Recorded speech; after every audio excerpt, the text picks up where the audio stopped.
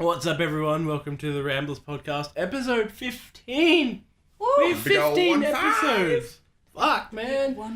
1-5. We got Daddy with me as my Hello, I'm a little bit sick, so if I sound a little bit husky and not exactly motivated, that's why. And we also got Chris. It's a sexy husky though. It's like the good radio voice. It's like the episode of Friends when Phoebe gets a cold. No, and she's like singing. She's like. No, it's I always forget who it is. Claudia Black. Oh yeah. Except no one can mimic Claudia Black.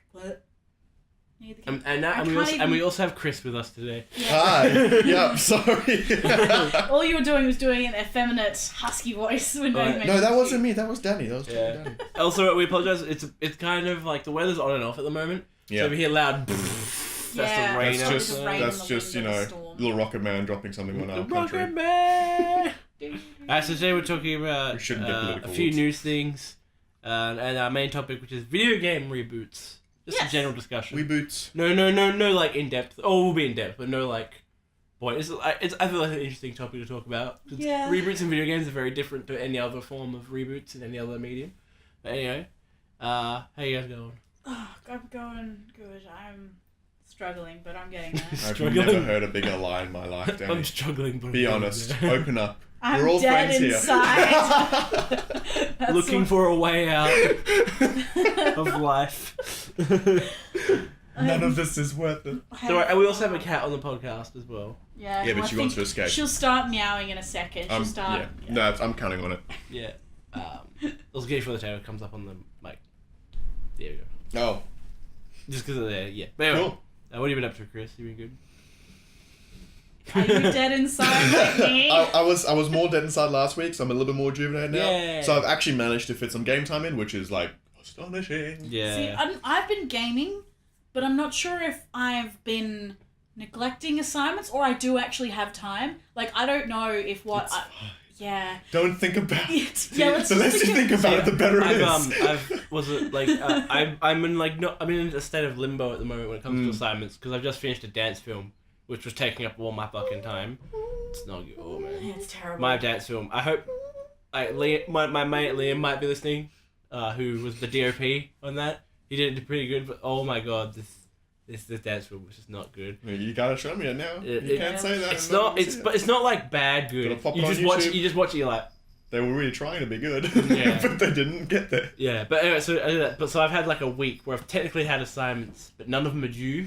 And instead of getting started early, Yeah, mine aren't I've just been playing like no, I need a week off quickly. I've been doing Mid-semester things break. where I've been like spending 8 hours of uni just doing work, and then I'll get home around 6. I'm like, okay, 6 hours of just gaming now. Yeah. Because I've done my work. Oh, that was like the night. Life can go fuck itself. It was the night that I finished the dance film edit, I believe. Yeah. No, was it the Monday where I came home? It was the No, it was the Sunday. So I finished the dance film edit on I came home from a long day of shooting on Sunday. Dance film edit, everything was done.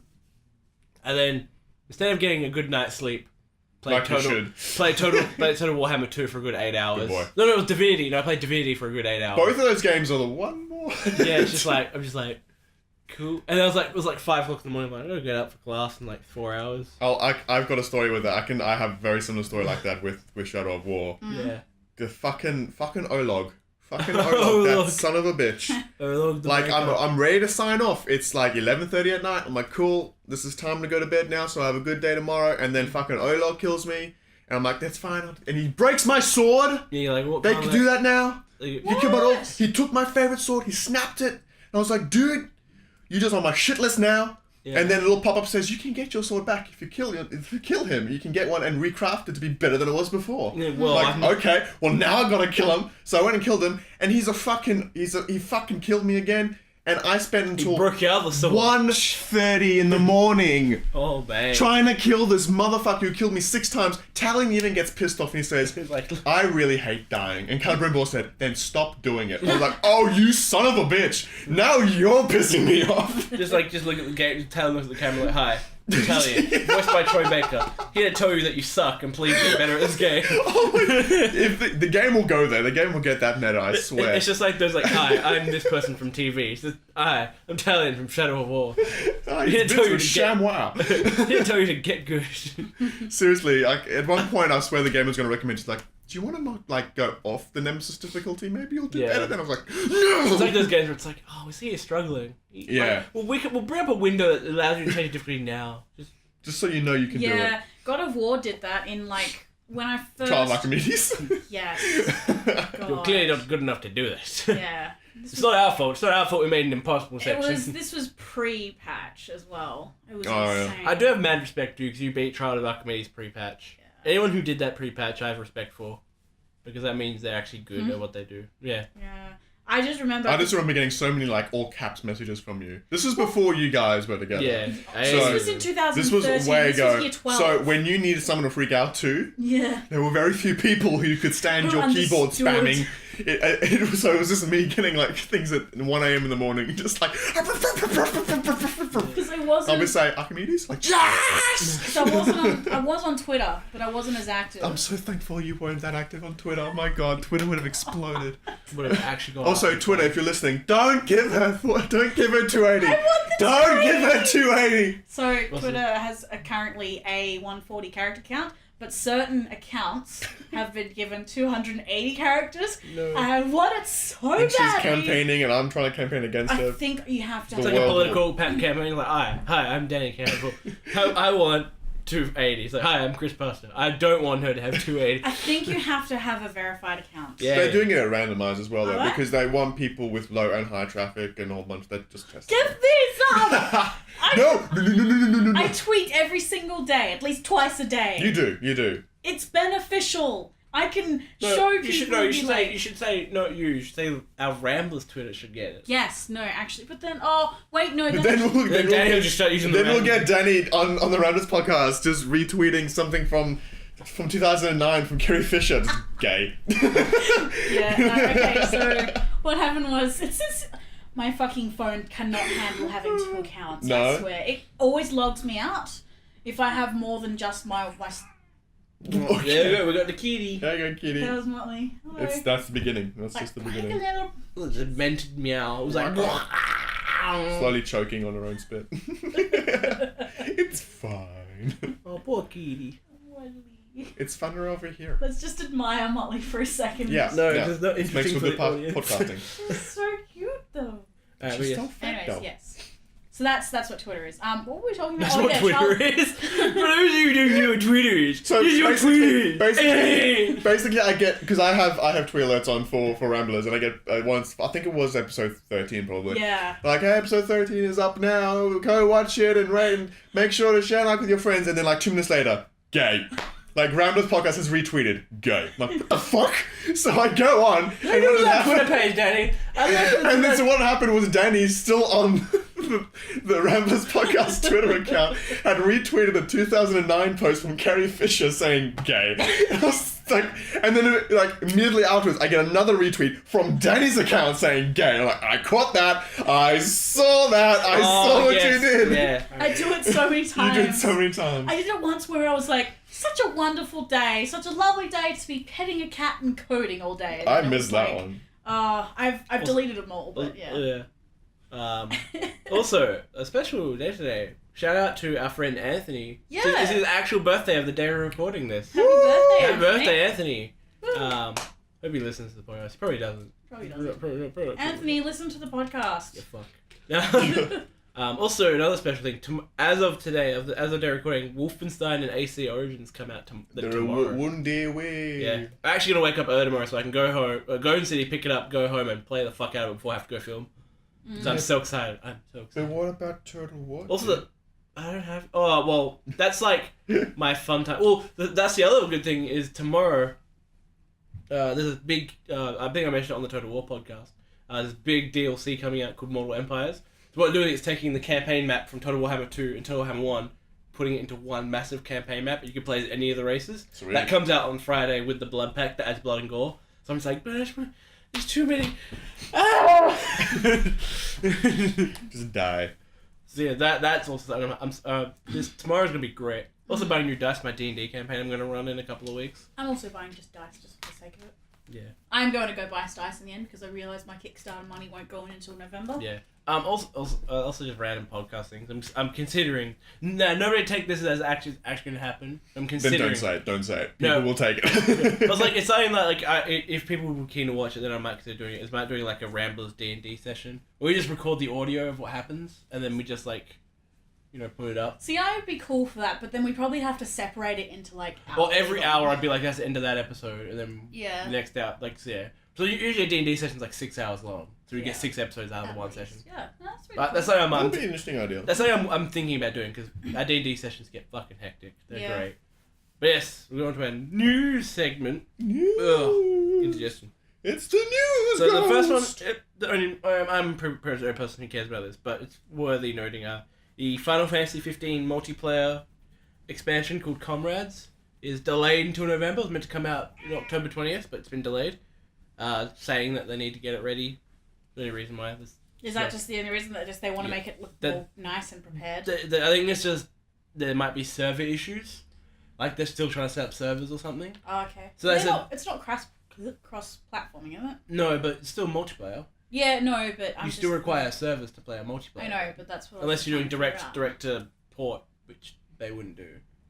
But yeah, they said the reason was essentially we're getting it ready, so it's been delayed. I remember it's not a long delay, November 20th or something like that. So it's like a month.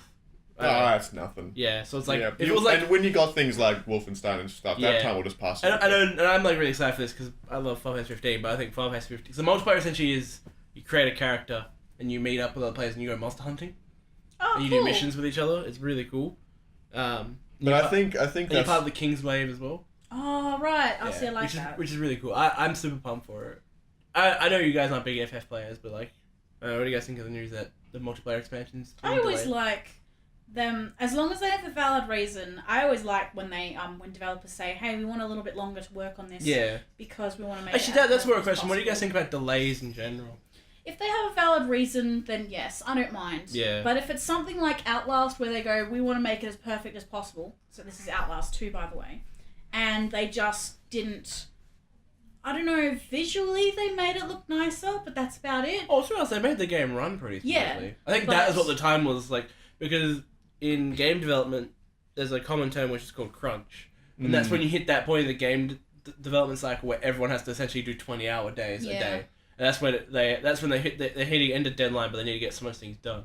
Usually when it hits that part, they'll go for, we need another few months to finish this game off. And that time is all, at that point, all the systems have been implemented. Everything's there. They need to fine tune it to make it shiny. Yeah. But yes. Well, what's that? That timeless quote. I forget from who. I think it may be even Miyamoto.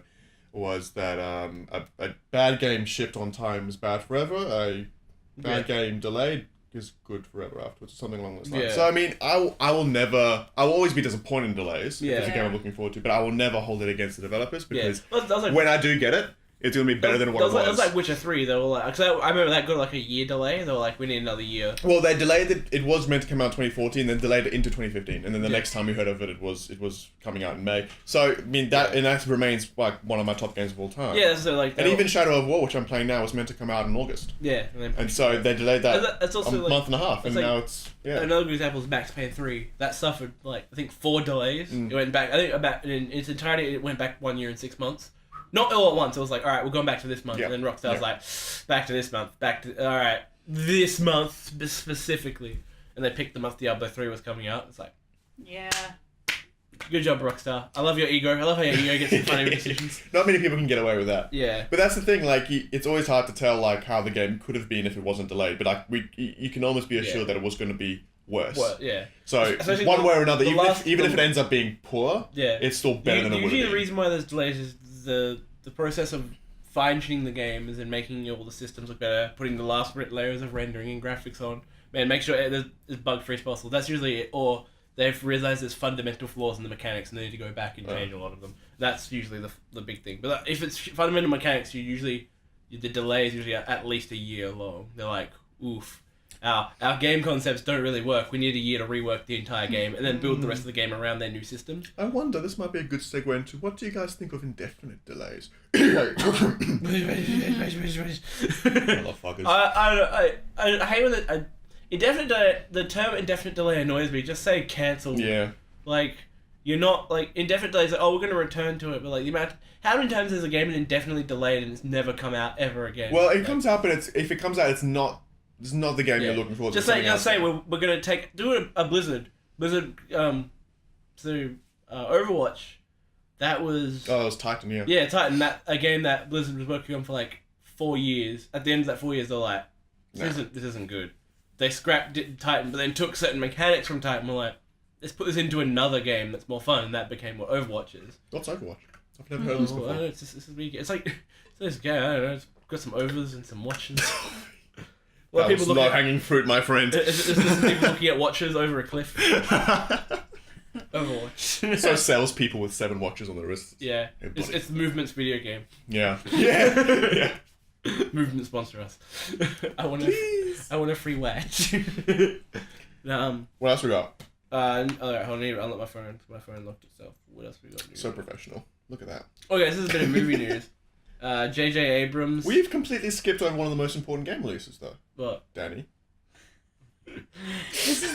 What's your favorite game? Your favorite game came out. It's saying this starts with G. It also has T in the title. Gran Turismo. That was not the one I was talking about. I know, yeah, it's one on my mobile. Yeah, I know. No, save the what you've been playing. Save the game releases for after the news. Yeah. Oh no, we'll save it for what you've been playing. You've actually been playing it. Oh, okay. Yeah. We haven't been playing GT though. No. You actually have some... Why? It's your favourite sports game? It's expensive! But also, I kept pointing out whenever she's like, oh, yeah, GT. It's like, oh, you want to spend 7 hours getting your licenses in the game, and then realising... You don't have one in real life. Yeah, and then realising, like, you get past your D class, and you go to C class, realise it's really hard to get past them, and you're like, wait, I'm playing a game where I'm literally getting a license. Fuck this, I'm out. Go play Need for Speed or something. That's not the one you want, though. Yeah. Someone wants 7. Yeah. Every time I point it out though, I'm just like, Danny, look at GT. She's like, oh. You just see the mental conflict going on. Like half of bro's like, no, you don't fucking need it. And everybody's like, where's GT? But okay. I want to get my S-Class license and then go get the sports car. So I want to get my license in games so I can avoid getting it in real life. Yes. I'm just going to leave this podcast. The Roast Danny podcast. We do tend to roast Danny a bit too much. It's because Eric's not here. Eric's not here to buffer it. Yeah. Yeah, no, that's the problem. He keeps the roasting equal, but the equalator's not here, so like it's just me. He brings balance to the force. Yeah. Now it's just you two.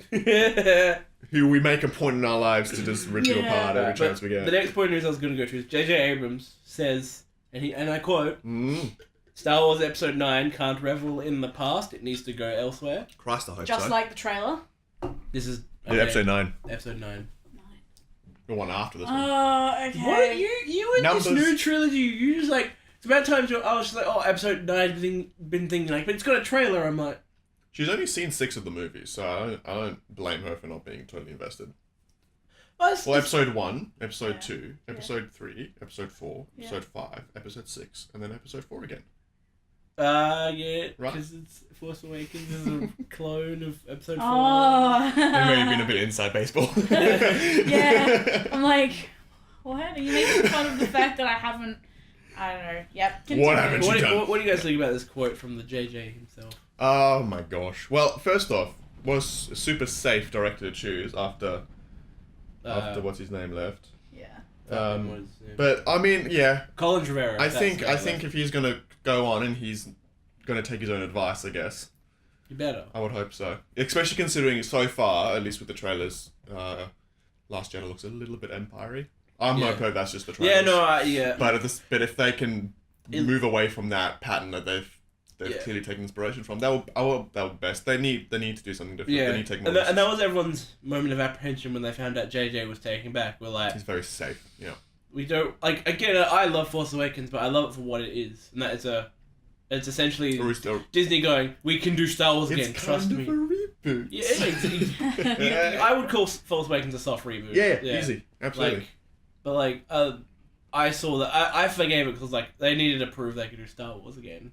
Because again, the last 3 Star Wars movies we had were garbage. Yeah, I don't hold that against them at all. I think it was actually probably a better idea. I think they wouldn't have actually gotten a good, probably unless they really nailed it. Yeah, they probably wouldn't have gotten as good a reception if it was something totally new. Yeah, because it was.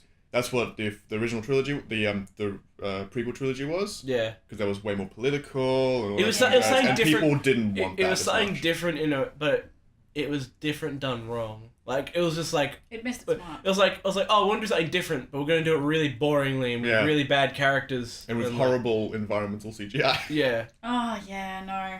And just like I don't hate the prequel. There is moments of greatness in there. Like you see him again and you're like, that's why I love Star Wars. There's a couple of guilty pleasures I have in the prequel. Yeah. I think actually no, just Revenge of the Sith, even though there's some massive flaws with that movie. Like ginormous, like it's a decent film. I actually really enjoy Revenge of the Sith. I think it's good. I think it got the original trilogy, prequel trilogy got progressively better. I think I can't watch Phantom Menace all the time because I get bored very quickly through it. I go from beginning being like, this is cool, and then all the Naboo shit being like. No, right. I mean, like 2 was better than 1 and 3 was better. It got progressively better. I prefer Phantom Menace to the second one. Yes, I genuinely hate Attack of the Clones. Wow. I used to love it, and then I watched it like 2 years ago. Like I was doing a Star Wars marathon, and I went prequel to original for some reason, not like an idiot. And I got to episode 2 and was seeing this like. Actually, no, I like. Well, think this way. If you watched it the other way around, when you watched the prequels afterwards, you would have been you wouldn't even be able to keep your eyes open. That's why I did prequels first. Because I wanted to end on a high note. You wanted to suffer through those and end on the top. Yeah, and also I went to Hoyt's. Is why I got the Star Wars bracelet. Represent. I went to Hoyt's to do the Star Wars marathon when Force Awakens was coming out, and they did original trilogy one day, prequels one other day. On the prequels one, Phantom Menace comes on. Everyone's like, "Woo, Phantom Menace!" I'm like, "All right, fair enough." Attack of the Clones, no cheer. Really? Everyone's just like, and you could just visibly, like, you audibly hear everyone just in the auditorium, just like, I'm just here out of obligation. And then Revenge of the Sith comes on. Everyone's like, "Woo, Revenge of the Sith!" And I'm just like, I must be in the minority then, because I definitely prefer the second to the first. So do I. Yeah. Oh really? Yeah. Sweet. Mine goes. Do you think you guys are getting Rogue One though? In the sense that I will say Attack of the Clones ends on a high note. It definitely does end on a high note. But the same thing goes for Rogue One, where a lot of people came out of Rogue One like, fuck yeah, because the last thing I remembered was this amazing set piece. No, it wasn't that. For me, it was part of... I am very interested by politics, which is why... And I think it kind of hit that note a little bit more on... I mean, it's horrible. Yeah. But it hit the note a little bit more on the spot than one did. But at the same time, when it came to Phantom Menace... Naboo turns me off so much. Obviously, Jar Jar turns me off. And little kid Anakin just never pulled me in. There were too many things happening at once that I was just like, no to that, no to that, no to that. There's so few yeses sprinkled in between. Yeah. 2 just had less of that. Yeah. Yeah, see, I like number 2. Oh, sorry. So, 2 had less of that. Well, I agree with that. 2 definitely had less of that, but 2 was like... They're broken up into 2 bits, and neither of the narratives I enjoyed. Oh, I'm not saying it's good by any means, by any stretch of the imagination. By any stretch, it's not good. The only bit I enjoy is the invasion of Geonosis, like, because that is pretty spectacular. There was some half decent, and the arena. The arena was pretty cool. Oh yeah. The Jedi arena, where like. Yeah, and I quite like some of the Camino scenes as well. There were some half decent ones. Yeah. It's just, as a package, I preferred it more than one, but I don't think any of them are good. Yeah. I would say Say for 3. Actually, I'll give Attack of the Clones a bit more credit. When it does action scenes, they're pretty good. Yeah. The action scenes in Attack of the Clones are actually pretty enjoyable. Especially I really like the Coruscant chase. Yeah, the beginning. That was pretty cool. Even though it's like, if you're gonna assassinate Princess Amidala, don't you? Bang! Worms aren't the way to do it. It's just like, you have a view of her. You've got a rifle. It's on your back. Pull it out and go, bang! Oh, she's dead. I know. It's just like, oh. To be fair, also, Anakin just is not. I hate them! I hate them! You are just mad because he hates sand. But don't you hate sand as well? Everyone hates sand! I don't. What? I slaughtered them. The women. Oh, God. And the children. Isn't that number 3? That's 2. Yeah. Is it? Yeah, that's where the women. Women too! I hate them! They're animals, and I slaughtered them like animals. No, and then also he's like, oh, haha, I'm so cute and I'm naughty and I'm gonna cut a pear with the knife. Oh, I know. claws. What a fucking And it's like- sleaze. And like the dumbness of the scene where it's like, where Padme's like, I'm not trying to attempt I don't want this. Next minute has like the sexiest clothing in the history of ever on. And you're like, and that one scene, that dark scene where it's like Anakin's like, you're tormenting me. What in the fire? Yeah, and it's just like your boobs are literally falling out, and you're like, I don't want anything to do with this. And it's just like, good job, Padme. You just Inspiring intelligent women everywhere. You're just flipping the dick around, unfortunately. Yeah. So I mean, But also, I don't know how we managed to get on the prequels. It's easy. but It's easy. I think it's just the hope that none of the new movies come out are Yeah. gonna mirror what the prequels. Yeah, Yeah. I'm more worried about because I feel like if episode 8, might give it. I'd be like, if they do mirror Empire, I'd be like, could have done a bit more. But at the same time, you're mirroring the greatest Star Yeah. Wars So movie. that's my only kind of.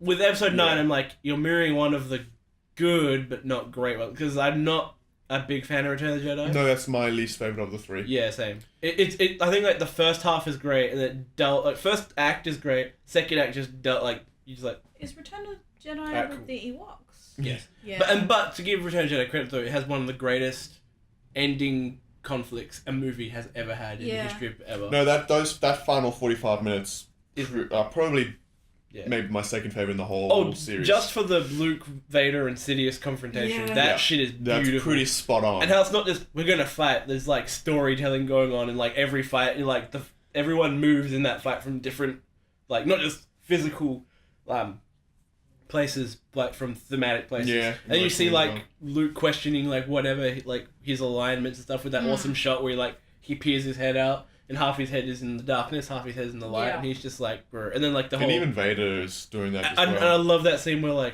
he's like, Luke's got his cool essentially, and he's just like, Vader's just like, a sister. Maybe I'll get her, and he's just like, Then he just loses his shit. Yeah, you're just like, oh, it's just ripe of conflict. That shit's great. But yeah, I'm glad J.J. Abrams is addressing the apprehension everyone's had that he's taking episode 9. Well, I mean, he better follow up on his own advice then. That I hope so, but That's my I'm only also concern. worried that Disney will be whispering in his ear, like, just I think Disney, not necessarily Disney, but I think Kathleen Kennedy is a little bit smarter than that as well. I think she knows that she's already getting enough flack for the whole. I don't agree with The it, but the whole the Mary Phil Sue, the whole Mary Sue argument. I think she's getting enough flack for that. I don't personally agree with it, but I think she's a little bit more conscious of the fact that just because she has a license, she's not invincible. I think also, in this day and age, as much as Star Wars is legit the biggest film franchise of all time, it is the biggest. Oh, It yeah. is. Like, again, Marvel is pretty massive, but in terms of dedicated, ultimate fan bases, no one will ever beat Star Wars. It has the biggest and most loyal But fan that's base. because Marvel's reaching that kind of saturation point now where people are starting to get over superhero movies, but Star Wars is still strong. Yeah, and also Star Wars is iconic as shit. Yeah. But the big thing they need to realize is that it's a different time to when Star Wars was popular back in the day. Like, this is the time where it's like, if something has bad word of mouth, on the internet, it kills it. It's done. Absolutely. So like, if look what happened to Batman v Superman. Yeah. First Had a 2 great days opening were weekend. incredible, and it just dropped. I think I read 400% it dropped. Yeah, and also not 400%, the like flip side, 80% the flip or side something. happens as well though, because the first Kingsman movie, when that came out, its opening weekend was pretty weak. But it got massive that's word right. of mouth, and I then remember everyone went and that. saw it, and like it literally doubled its grossing on its following weekend. I ended up seeing that twice because of and I encourage So like, people. I to hope see it that as well. Disney, I hope that Disney, they do kind of think they're immortal because they're Disney, They do. and they now own Star Wars. But it's like, I'm pretty sure Star Wars isn't even safe from No. scrutinization. If episode 8 comes through and the first words are like very much Empire Strikes Back, I think it will lose a lot of people from just doing that. Yeah, because like it will have a godly opening weekend. You'll be like, oh, new Star Wars movie. Because like us, we've all bought our tickets already. Like they've already got us at on entry point. But like, But that's because it's Star Wars, not that it's. But then there'll be those people like your dad or other people who are like, oh, we'll wait. Yeah. Go see it. And then if they hear it's bad, they'll be like, might not go see Might it. skip it. I think that either one way or another, even if it is phenomenal, I think it won't gross as much as Force Awakens. I feel like if it's truly great, I think even if it's truly great, even if it comes out as this is the best out of all 8 out there, I still think Force Awakens will gross more. I still think this will gross quite really well, and might even better than Force Awakens. And the one big factor is Mark Hamill's in it. Because he wasn't in. But everyone thought that he was in Force Awakens. But everyone knows he's in this now, though. Yeah. Because other people were like, I went to Force Awakens expecting him to be in it. It's like, well, you shouldn't have. He wasn't in any trailer promotion. He wasn't in anything at all. Mind you, you don't see, at least in the trailer, and this could be a bit of a teaser and a bit of a rope in. You only see Luke Skywalker in the scenes with Rey. That's it. Yeah, but you see him on a few different locations though. You see him in that flashback. No. You see him on the mountain. You see him in another completely different rainy area with Rey. In a cave. No, it's a not rainy area with rain. Yeah. No. There's another scene where like it's all dark and it's raining and they're outside and it's a different location because the terrain's completely different. And Luke's standing there and Rey's below him. I have a fear that I think is going to be true, that we've seen a good 60% of his scenes in the trailers already. Yeah. I don't think so. That's what I was thinking. Because apparently he's meant like. I don't think he leaves that. Because from what I heard, Bryan Johnson said in the script, he has a really massive role. Oh, okay. And they wouldn't keep him to that island. I feel like that'd be a waste of a character. Unless it's like he's in the beginning and he's like, I'm not helping you, and then he comes back halfway through the movie. He might be. I feel like the scenes that you're talking about, where one scene where he's in the cave in the rain or any area, I think that's all the same place. Oh yeah. Because that's where the Jedi Temple's meant to be. Yeah. And there's that scene in the rain, in the fire and shit, where the temple's burning down. That seems like the same place for me. Yeah. But I do feel like he's very much going to take the Yoda role, and Yoda wasn't a big part of Empire Strikes Back. I think they're very conscious of the fact that they have to move away from the classic characters and onto these new ones that they've developed, and that's why I feel like because he's the last tie. I feel like though I feel like though, at least from my opinion, I could be completely wrong, and I do see where you guys come from. Keeping him there's a waste of a character because he has mad emotional ties to Kylo. Because we all know that Kylo ruined his life. Yep, but I feel that Kylo's going to meet them there. Yeah, or I feel like it'll be like what I can see happening is Rey's like, again like Empire Strikes Back, but maybe do a flip on it. Is Rey will be like, Kylo's doing bad shit. I need to leave and go help, and he'll be like, no, you're gonna get yourself killed. And then she'll be like, well fuck you, I'll go myself. And then he'll be like, oh, it's like Empire, and Luke will be like, fuck, and then go after her and be like, that would be I would like that to be the case. Yeah, so then people are like, oh, it's like Empire, and then Rey's like, or is it like Empire? And then they're like, oh. There's a character break and was like, this isn't what do you think it is. but let me put it this way. I think this is probably the more apt way to put it. I feel like his role in this film will, one way or another, even if it is what you say it is, will be smaller than what Hans was in the first. Yeah. By a decent shot. Like, noticeably smaller than what Hans was. Yeah. I still think it might be pretty big, though, because, again, they have said the stories about Rey and Luke and cross Kylo and Snoke, though. Okay. It's a mental... I like the fact that we can deliberate over this, though, because there's still so much we just don't know. Yeah. And even though that one trailer was a little bit spoilerific, I feel like they're trying to do misleadings. I feel like they're trying to do miscorrect. I've talked to quite a few people about it, and I've gotten many people who were like, oh, it was pretty spoilery, but like, I was talking to one, I won't name just in case he doesn't want to be name mentioned, but I was talking to him, I was breaking spoilers down, and after that discussion, he was like, we're all kind of just like, wasn't really that much spoiler, because after we actually really look at it, we're still speculating. Like, we don't know. It's not like Amazing Spider-Man, where you watch that trailer, you're like, oh, Spider-Man Homecoming for that fact. Watch the trailer, like, I know the movie. Cool. Yep. I can. Yep. And that last Spider-Man Homecoming trailer was just like... was pretty spoilerific. It was the movie. It was just like, he has his power, and then mid-trailer to Iron Man, it's like, you don't deserve the suit, and then the next scene you see is him without a suit on an airplane fighting the Vulture. You're like, okay, so... I think the majority of people looked at it and said, well, I kind of get the gist of where things are going. Yeah. So I think with the Last Jedi trailer, it was really ambiguous. It threw juicy things in there. You'd be like, that's a spoiler. You'd be like... To incite conversation. But you're like, but do you actually know the context of that? Because, like, a lot of people were like, it was just like, oh, that's definitely the thing. There's only one shot where I consider kind of spoilery, and I won't say it just in case you think. Yeah. It's the Snoke involved one.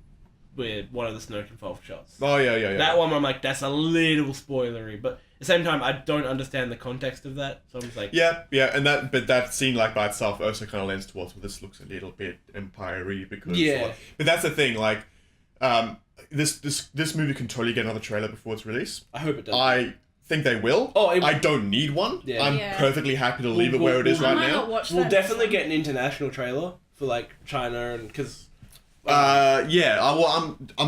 international or some pre-release final trailer, because I think even Force Awakens had a teaser, and then they had their teaser came out in December though, instead of where it came out in May. Yeah. Well, Force Awakens had 3 trailers. It had 1 teaser and 2 theatricals. I'm pretty sure. So that's what I mean. 1 teaser, 1 theatrical, 1 international. No, they had 2 before the international as well. So they had 3 full trailers and 1 teaser. Yeah. But they had their first teaser come out in December. That was the one with Andy Serkis talking about the dark side of the light, and then this one's first teaser trailer came out at Star Wars Celebration, which is when is that in May? May. Yeah. So we had like a good 6 months later than what we got for Force Awakens. So they could fit 1 more in, and I think they will because we've coming through Justice League, Thor Ragnarok, a couple other big movies. They want to kind of keep their place up. Yeah. And they've got I think they want to maybe show one of their trailers ahead of one of the other Disney movies coming out. I forget which one it is. So I think they will. I don't need one. If one comes out, I will be tempted not to watch it. I'll probably, just because I like with what I have right now and with the ambiguity. I'll wait for if another trailer comes out, I'll see what because obviously we follow people on YouTube who'll definitely watch it. I'll see what they say about it. If they're like, don't watch it, it's too spoiling. I'm like, cool. As with this one, because I follow Jerry Jones quite a bit. With the last trailer, he was like, it's not that spoilery. Yeah. Just watch it. And I was like, cool. And I watched it and I was like, I was like, a classic Star Wars overreaction of like, because I remember when the Force Awakens trailers were coming out, everyone's like, don't watch them, it spoils the entire movie. And you're like, it really doesn't. Fucking doesn't. In fact, the entire trailer insinuated that it was going to be Finn was going to be the Jedi. Yeah, and then, so they did. So that's why I'm confident that they haven't spoiled things in this trailer because they're very good at doing this Mr. X. Yeah. Everyone went into Force Awakens. Well, most people went into Force Awakens thinking that it was going to be Finn was going to be the next Jedi, and it ends up being Rey. So yeah, we'll see. Random side note, I love the fact that in Force Awakens you don't have to be a Jedi to use a lightsaber. Yeah, Finn's just like, fuck it, it's a weapon. It's a glorified sword at the end of the day. Yeah, and I was like, that's cool. I've always, that's been my big apprehension of Star Wars, where I'm like, why isn't someone just like, oh, that shit up, lightsaber's on the ground, and then use it like, well, I just stick to my blaster. That works effectively. Because obviously, like, a Jedi and a Sith make their own lightsaber. Yeah, so... but it's still a weapon. There's like anyone can turn it on.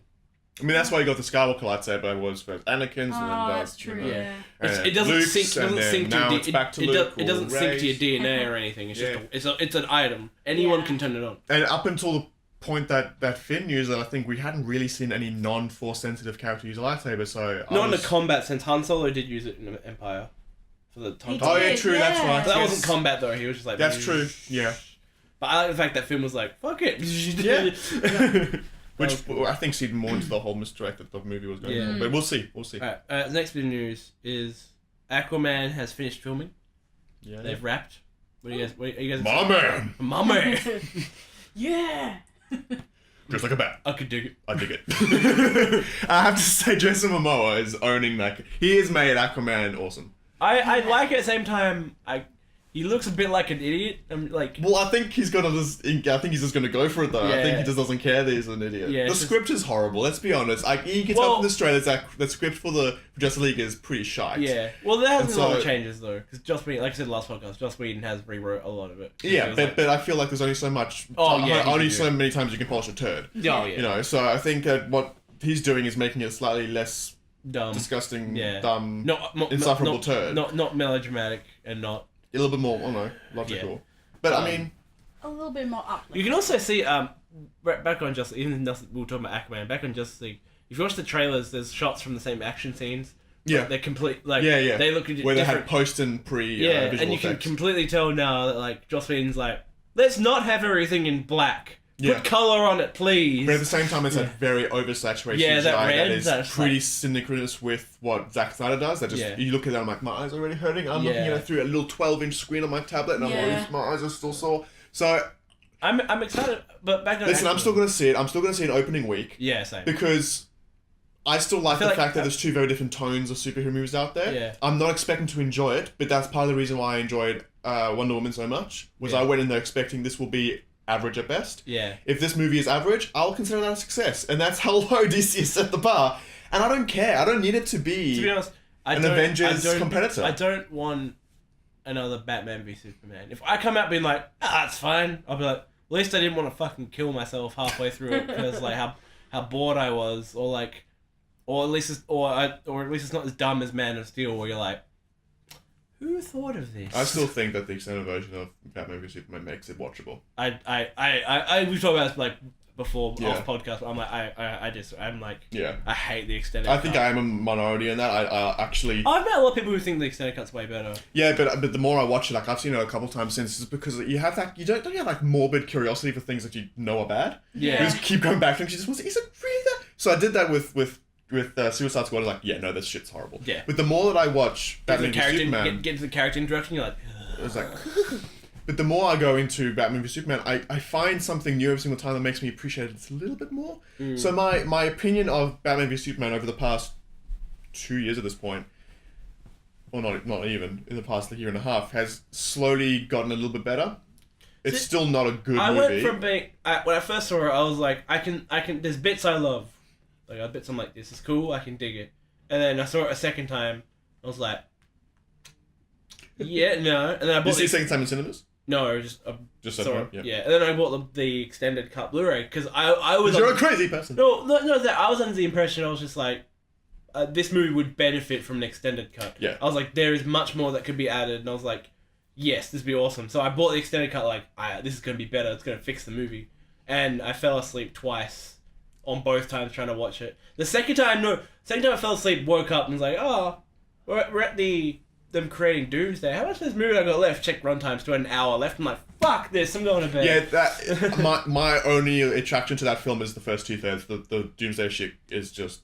So I think the first 2/3 slow it down way too much. Like, it does slow it down. All the extra stuff didn't interest me. I was like, I do like the fact that you see Clark actually doing something in this movie. I do like the political, and again, that's just my taste, but I do like the semi-political intrigue that goes on those first 2/3. Yeah. I do think they could have used way more like action between the two. Oh yeah. Like that's why people came to watch. I think that's part of the reason why it's so horribly received. Yeah. But if that last third was gone, I would consider it a half decent film. See, that's just me though. I still also have a bit of saltiness left over, because when they promoted that movie before any trailers, and they're like, we're making Batman Superman, they harped on how it was going to be a Dark Knight Returns adaptation. Right. Like this is going to be a Dark Knight Returns adaptation. It's going to be so fucking good. And then like the trailers came out, we're like, Doomsday's not in Dark Knight Returns.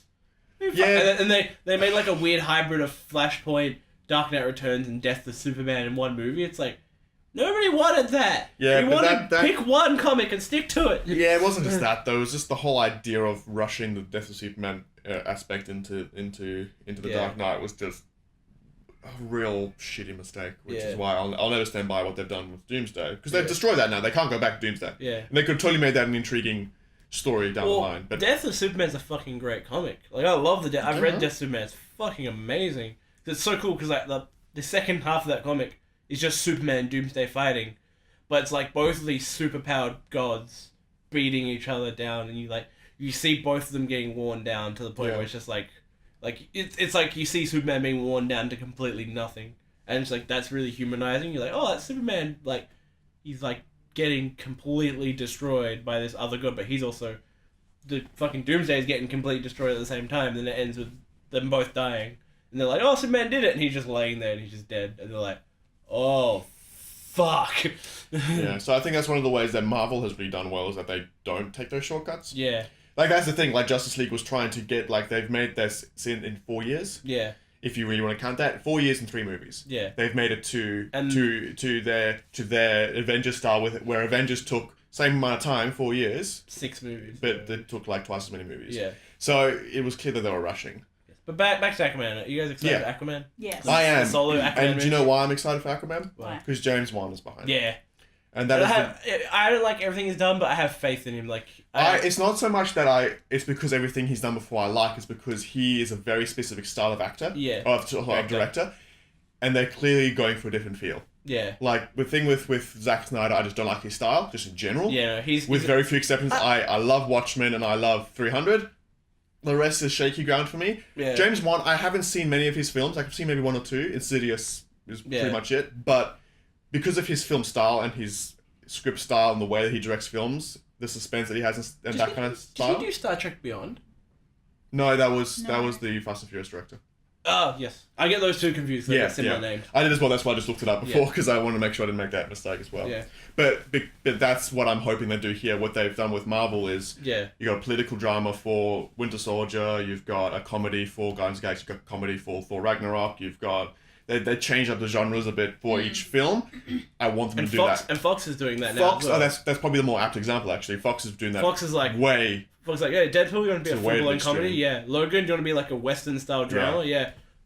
New Mutants, do you want to be a horror? Yeah, go for it. Yeah. See, I'm keen for that. Yeah. So, I really hope that they do that kind of genre melding with Aquaman. This is a random thing, like when a lot of people love Deadpool, and for good reason. It's a really good movie. I don't love it. I think it's good. Really good, but not like... Best comic book movie ever. Oh, I don't believe that. Also, I'm not the biggest Deadpool fan at the same time. I love the character, but I'm not like he's the greatest thing. I'm just like, he's a cool character, but not the be all and end all of comic book characters. However, like looking back, I think Deadpool did something great for the comic book movies. It proved like, guys, you don't have to all be the fucking same. Yeah. We'll all be different, and people will go fucking see it. And they're like, think that's and why Fox was like, we'll try it a second time. Yeah. I think that's why people like it so much, because it was different. Yeah. So different. So even if the film was quite small scale, it was quite small budget, there were some big missteps along the way, it was so enjoyable because it was different. It was something else from what we've been seeing for the past decade. Yeah. And so people lashed onto that. And I agree. I think it did. I don't think we would have gone the Logan we did without Deadpool. Yeah. And then we definitely wouldn't be getting New Mutants. Yeah. You know, and I would even argue that some of the genre melding within Marvel and DC now, we wouldn't have gone to the same degree if it weren't for Deadpool. That was like the same thing I was thinking about. Because I remember when Logan and all them came out, it's like, every comic movie should be rated R. I'm like, no, slow your horses. Hold down. Yeah, there's a a place for that. Yeah, it's like, I'm all for them being like, it's R-rated, but yes, I don't want my Avengers to be R-rated. We don't need it. Because it doesn't make sense for those characters or for that world. And it's like, Venom I kind of get, because especially when they announced that Carnage was the villain, I'm like, okay, if you got Carnage as the villain, if you're not going R-rated, there's no point having Carnage as your main villain. Yeah. It's like, well, they are going R-rated, it's like, cool. Sweet. And Spawn is going R-rated, but they're also... But that makes sense for Spawn. But they're directing Spawn, they're doing Spawn, they're doing it in like a low budget style of film, like they're going very like, not blockbustery. Oh, like, yeah? They're going like very lo-fi. I'm like, interesting considering all the special effects you need for Spawn himself, but I'm intrigued. Unless they're focusing all the He's the character from Dark Horse Comics? Yeah, it's Dark Horse. Image. It's Image. But it's the one... when did their first film come What's out? his powers? 1990. He's essentially a Lord of Hell. Oh. And he has like... He was killed. I'll show you a photo. Yeah. He was killed and he was sent to hell, and then the devil was like, become my agent. Oh, wait. It's kind of like Ghost Rider, but cool. Yeah. Shots fired. Yeah, no, I think I've seen... He has the really cool costume where it's like black. It's like kind of looks a bit like Venom. It was created by Todd McFarlane and all that. Who's also directing the Spawn film. That guy. He has guns and hell weapons. He's cool. Yeah. Oh, so he's like Punisher mixed with kind of thing. Yeah, kinda. Yeah, he's really, at least visually wise. I haven't read a lot of Spawn comics, and the movie's pretty trash. But as a character, I really like Spawn. I like how unique he is and stuff. But yeah, like in terms of this, like I think like Deadpool completely changed how like studios, not DC, because DC's still stuck in, we gotta keep to our image even though everyone hates it. Like Fox was like, oh, you'll do that. Marvel's like, we're idiots to ignore that. Yeah. Let's maybe tap into, in our own way though. Let's not copy it. We'll tap into it. So it's like, well, whatever makes sense for the character, for the story. That's why all these not random directors, but all these other directors you wouldn't expect to get Marvel movies. Or like Taika Waititi, for example, coming from Hunt of the Wilder People. Yeah, and what an abstract film to come from. And What We Do in the Shadows and all. Yeah, that. And like just from seeing that film, I say that kind of risk, just getting a different vision in, it pays off because. It's funny how Marvel. 2 years ago, I was in that point of like, after Avengers and after Avengers 2, I'm starting to get to that saturation point. See, and then it was Guardians, and then it was Civil War, and then it was now Thor, which all have their very own distinct identities, and that's kept me on track. What made me go was Doctor Strange. I loved it. I think it's a fine movie, but I was like, it was very much first time. I've seen this before. Yeah, I don't really. That was a little bit by the books. That was just like. See, I like Doctor Strange because of the character in the world was different. Well, only because you're. I'm not gonna say. No, actually, you're a cumber bitch. But that being said, though, that movie's not. I wouldn't call it bad. I would not go close to calling it bad. For me personally, I enjoyed it more than some of the other Marvel films before that because it was all just based in I enjoyed it more than Ant-Man, for example. I enjoyed Ant-Man more than Doctor Strange. That's because I really like Ant-Man. I thought Ant-Man was great. I thought that was like, it was a bit Iron Man-y, but I enjoyed how like it was a very Ant-Man movie. Like they didn't make it like any other MCU. It felt like what would be an Ant-Man movie. That was what it would be. I think because I love the characters. I'm getting a bit tired of the original Avenger characters, so something new. Don't worry, Infinity was going to axe a few of them off. See, like the Thor film, I'm interested in because it looks like not based around on New York and stuff. Yeah, like we're that. talking about reboots in this episode. Yeah. Like you look at Thor, and I look at this, and I say it's a third Thor movie, but in reality, it's kind of a soft reboot for that character. And I would expect now, I wouldn't be surprised if they made like a fourth and fifth that are actually a 2 and 3 because they've changed the way that this character is represented. Totally. Yeah. I think it's also because if you look at, I like the Thor 1 and Thor 2. So do I. But I really like Thor 1. Thor 1's great. Really excluding Dutch angles everywhere. I really don't mind them, but they're everywhere. It's just like him walking down the street. Can we just tilt that camera to Let's make an audience seasick. But like, but as much as I do, I enjoy Thor. I really like Thor 1. Thor 2, I think it's fine. I can accept it. I have fun watching. It's not great, but it's not the best Marvel can offer. But I had fun. Crazy watching. naked Skarsgård. Yeah, exactly. Actually, that is the best Marvel can offer. but if you a lot of people who are Marvel fans, they kind of regard the Thor movies as the weaker ones. Really? Yeah. Okay. Like. So then, as the movies that have like multiple iterations, they regard the Thor I would probably agree with you as well. Yeah, so that's like why I enjoy them all, but I would also say like which I feel like Captain that's America, why, Iron Man, Thor, probably have Thor on the bottom of that. Yeah, and so I feel like that's why Marvel was like, Taika Waititi, you got this unique vision. We'll see how you go with it. It so pays off. Yeah, so pays off. I'm really keen to see it. That's why we're seeing it on Saturday. We would see it earlier, but we haven't had time, and I broke to Friday. Somehow, not only in Australia do we get it 2 weeks earlier before America. Because Marvel loves us. But also, Disney there were loves advanced screenings 2 days before, so I was able to see it last night. So what the hell's going on? I was speaking to someone, and they were taking their family to go see it. Like Wednesday night. Well, I saw it last night, so... I also think they're a bit special in Australia, because Thor's our boy. Well, it's not just Thor, it's every Marvel movie comes out 2 weeks early. Oh, yeah, no, like, I remember... I remember when the first Avengers came out, it came out to us on Anzac Day on the 25th of April. I remember, and it came out on the 8th of May for the rest of the world. I remember that, because I remember this, because, like, obviously me and you, Chris, we follow a lot of movie reviewers on YouTube. Yeah, boy. And we always get our Marvel movies for them. So I'm just I want to know what Jerry Giles and Chris Stubman think about it. Yeah, I know. I've already seen it. Validate my feelings. Validate me. Validate me. Pretty much. Chris Stuckman comes down and he's like, it's half good. I'm like, you motherfucker. Yeah. Or with DC, I usually wait for them to come out and be like, because like, even though Jerry Giles enjoyed Suicide Squad, I'm like, I was on his side the first time I saw it. The second time I saw it, I'm like, I wasn't. Well, Danny can test this. My opinion on Suicide Squad, I was like, it's alright. And every time someone mentioned it, my opinion, you just see like these cogs turning my brain like, was it alright? And then every time someone's like, so what do you think of Suicide Squad? My reaction was just got worse. And someone, I think got to the point where like, I think Danny's mum or something was like, is it good? I'm like, no, don't waste your time. Yeah. And they're all like, see, I heard it was alright. I'm like, no, it's a garbage film. See, I'm in the same boat as that, but imagine my reception of... So mine's the same. Like, the more I think about it, the more I watch Suicide Squad, the less I like it. It's the opposite for me with Batman v Superman. Yeah. The more I appreciate it, the more I watch it. I'm going to rewatch BVS before. I'm going to rewatch all the DCCU before in Justice League. I don't have the strength for that. Yeah, I know. I think what will pay it off is I know Wonder Woman's waiting. I'm like, I know it's not going to end on a low note. It's going to end on a high note. Because Wonder Woman ends on a low note.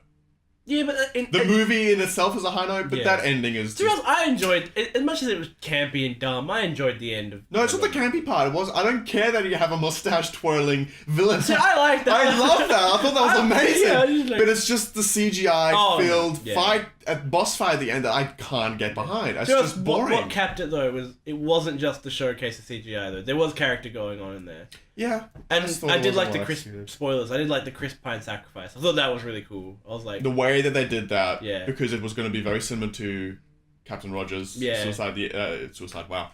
death at the end. Yeah. The way that they managed to kind of differentiate it was really good. And also, I felt that was pretty emotional because I was like, I genuinely bought the relationship between the two of them. I was like, they have good chemistry. Because there was like also because Chris Pine's a fucking great actor. Though. Yeah. So underappreciated. Yeah. I've not seen him in a role. I was like, oh, he was so bad. humble with his penis size. Yeah. It's slightly above. I love how like people. I was talking to someone about it. It's just like I love how like realistically they played that because like think about it. Island full of women. First man shows up and they're just like. No, I was like, it's like, what's that? You know, it's the watch. It's like, oh, right. I was just like, I liked that she was actually fascinated. I was like, that's like she's not. You like, would be fascinated. Yeah, I was like, if you didn't see like another human body that wasn't like yours and your other friends, you'd just be like, what the fuck? Yeah, like, but I like that she was like, interesting. Like, yeah, I was just like. I'm glad that she wasn't like, oh, penises. She was just like, oh. Put it inside me. Keira Knightley. It's a bit of actually. Funhouse references. Right, next bit of news. Is more comic book related. Venom has started filming. Yeah. Venom solo film. I'm so actually pumped for this one. excited. I'm cautiously excited because I can see this going wrong in a million different I know ways. it is going to go wrong, but that's where I take my comfort in. I don't trust Sony with anything anymore. Is I fully expect it to be bad. Yeah. But at the same time, this the idea of a solo Venom film. It does just kind of rocks my I know. world. It does sound great, and I love the character of Venom. So does Danny. I'm obsessed. Yeah, I think with him. Danny is probably the biggest But proponent for Venom. the thing that worries me is Sony's in control, and they haven't put out a good comic book movie in years. What was their last comic book movie? Technically Spider-Man Homecoming, but Marvel had the reins on that. Marvel didn't. Marvel had the advertising range on that. No, but that was... the only real influence they had was High Titan with the rest of the MCU. Yeah, Sony went behind the rest of it. They had a lot of filming control. Because Sony was like, they Marvel, help, please. I read the interview between, forget who's the head of Sony. It's a chick. Amy someone or other. Yeah. She and Kevin Feige were talking about like Marvel wasn't in charge of world story. Oh, yeah. And in terms of everything character and action wise, it was all Sony. Oh, okay. Which took me by surprise because I totally thought it was, well, maybe Sony will go for the advertising and then Marvel take care of the take control of the creative stuff, but apparently not. I'll still chalk up Homecoming to Marvel had They had a hand on the world. They had a hand on the they had one hand on the steering wheel. Yeah. So when Sony was like, they're like, stay on track, boys. Stay on track. But as we're Amazing Spider-Man, we're just like Sony going, woo, this is good, right? Woo, you fucking shut up. Hate it. I used to like Amazing Spider-Man, and I went back and watched both, and I was like, oh, was I high? Was I molested as a child? Right, I blocked that out. Rose-tinted glasses, my friend. Yeah. No, but like, that's why I'm apprehensive towards Venom. I'm like, you've got the right ingredients, but you're being overseen by Sony, and I don't trust Sony with anything comic book related. Yeah. It's just like, and also, the Venom symbiote is really cool in comic book because you're not hindered by technology. You're hindered by the artist's imagination. Yes, yeah. I'm trying to see, like, this is going to be very effect heavy, Venom. I really hope the symbiote actually looks They just good. came out with the announcement that Venom, well, they're not the announcement, the tease, Andy Serkis tease that Venom, or Tom Hardy is playing someone completely motion captured, and the only reason they haven't confirmed that's Venom is because when you're motion capturing, you can do a whole bunch of things. So they are going to performance capture Venom entirely. So it's not just going to be suit. I'm curious how they're going to do it because Venom. Depending on what comic you read, he's either a villain or an anti-hero. He's an anti-hero. Or if you read the not Guardians of the Galaxy, I forgot what it's called. He's a full-fledged hero. He's a hero. Yeah. Heroes of the Universe or something like that. Where he's part of like this, essentially the B team of Guardians of the Galaxy. Yeah, because they work with them. Like space agents or something. Because the first time that space agents of the universe, that the first time that they appear was in a 2015 Guardians of the Galaxy comic. So the guy who's directing Venom, he did Zombieland. Oh, like Zombieland? Yeah, so I'm Is hoping... that the comedy with... With Woody Oh, Harrelson, yes. And Jesse Eisenberg. Yeah, and so I'm if they can I mean, And listen, Bill here's the thing. fucking Murray. I think it's easy to judge a director based on the film that he makes, so every film will be like that. That's dumb though. But I feel like if he can keep some of their kind of a little bit less serious attitude in, it might alleviate some concerns. But at the same time, I kind of want that very serious Venom movie because he's got that character's got a lot of depth. There's also a lot of character depth when it comes to Venom. Yeah. You can have like the whole. He's like, man, I've got this burden. That's literally, if I let it take control, it becomes a savage monster that kills everything. But then, yeah. But and then he's got his villain like Carnage, where it's just like, who is that? It's like the polar opposite. It's like It's your son. Carnage is what I will become if I let go of myself. It's the toxic Rick. Yeah. Yeah. And it's really, I like that. So I feel like I want this to be played serious. I'm like, you got Tom Hardy. Yeah. You don't go for funniness if you've got Tom Hardy on board. Yeah. Like, he is acting gold, so it's like, let him roll. Let him be. But like, yeah. Does anyone else got anything to add to the Venom, how they've started filming, and what do you guys want from a Venom standalone film? I want him to be. Yeah, well, obviously they're making a film on him, so it is an anti-hero, so he's not going to be a villain of his own story. Yeah. But yeah, I am excited. I'm a little bit concerned about the fact that they're starting now and it's finishing it's coming out on beginning of October, so they've given themselves a very short total runtime. Yeah. That concerns me. I wouldn't be surprised if they delay it. I hope they do. Yeah. Because I feel like they need to get this right. Just give it the time it needs to do. Yeah. I'm excited, but I'm very scared. I mean, I'm not. Yeah. I can see this going wrong in so many different ways. I don't expect it to be good because I think that's just my cynical mind nowadays. Yeah. Thank you, Sony. But I would like to. I will have the faith that it's going to be half decent, though I expect it to not be. Yeah. You're a Venom fan. Yeah. I want to hear what you have to say. Well, I mean, I'm just. I can't hide my excitement. Like, I'm excited for the film. It's just, but it's just because I know. Also, it's going to be R-rated.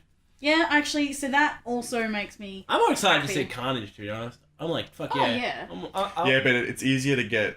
It's harder to get Venom right. Yeah. Yes. That would be because Carnage is, if you really look at it, he is the Joker of the Marvel comic book universe. Absolutely. He doesn't give a fuck. He's driven by insanity and chaos, and like crazy, and like even to the point where they mixed his character with the Joker in the comic book events where they cross the universes. Oh, yeah. They mixed Carnage and the Joker together, I'm pretty sure. So that would be like the perfect match made in hell. Yeah, because they're both crazy. They're both insane, and like. But yeah. And they both act on their insanity, where it's just like not like, oh, I'm crazy, but I act against it. Like Joker and Carnage, they both. Yeah. They're agents of their insanity. Yeah. And that's what I really like about them. Yes, Danny, what do you think about the Venom salute? I'm excited for Venom. I'm like. I think even if the reviews come out, it's all like, oh, it's what a shit complete trash. You will still go. It. Well, I mean, Western fat four stick. I've been excited for Venom since I saw him in Spider-Man 3. Yeah. And I'm like, even though that was a pretty bad rendition. It's just It was because my spider sense is tingling. If you know what I'm talking about. I hate that scene. Hate that movie. Fuck you, Spider-Man 3. Yeah, I love Spider-Man 3. Not because of just because it's black suit. It's because of those sweet dancing moves. Yeah. All you hear is clicking in the microphone. Yeah. That scene without music is fucking hilarious. Have you seen it? Yes, I have. Oh, it's great. Alright, so let's move on. Last topic. Very small because none of you guys really care.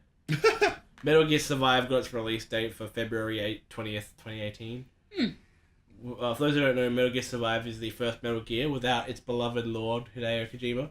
It's essentially a zombie survival game in the Metal Gear universe. I'm going to buy it for some reason.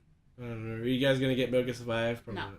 I haven't played any. Don't fund it. Don't be like me. I haven't played any Metal Gear games. Yeah, I don't think apparently, Survive's probably the whole best idea, it has no chronological ties to Metal Gear Solid at all. The whole idea is you play a bunch of big bosses soldiers and you guys go through a vortex and you end up in a zombie world. That's legit the plot of Metal Gear Survive. Yes, there's that. Alright, so you guys, anyone else got anything to add? I've got some very strong opinions. No, really? Yeah. Throw them in. Throw them into the frying pan known as fuck you Metal Gear Survive. Why is Kyle gonna buy it? Chris, what's your opinions on Metal Gear Survive? I got none. Oh. I honestly don't give a shit.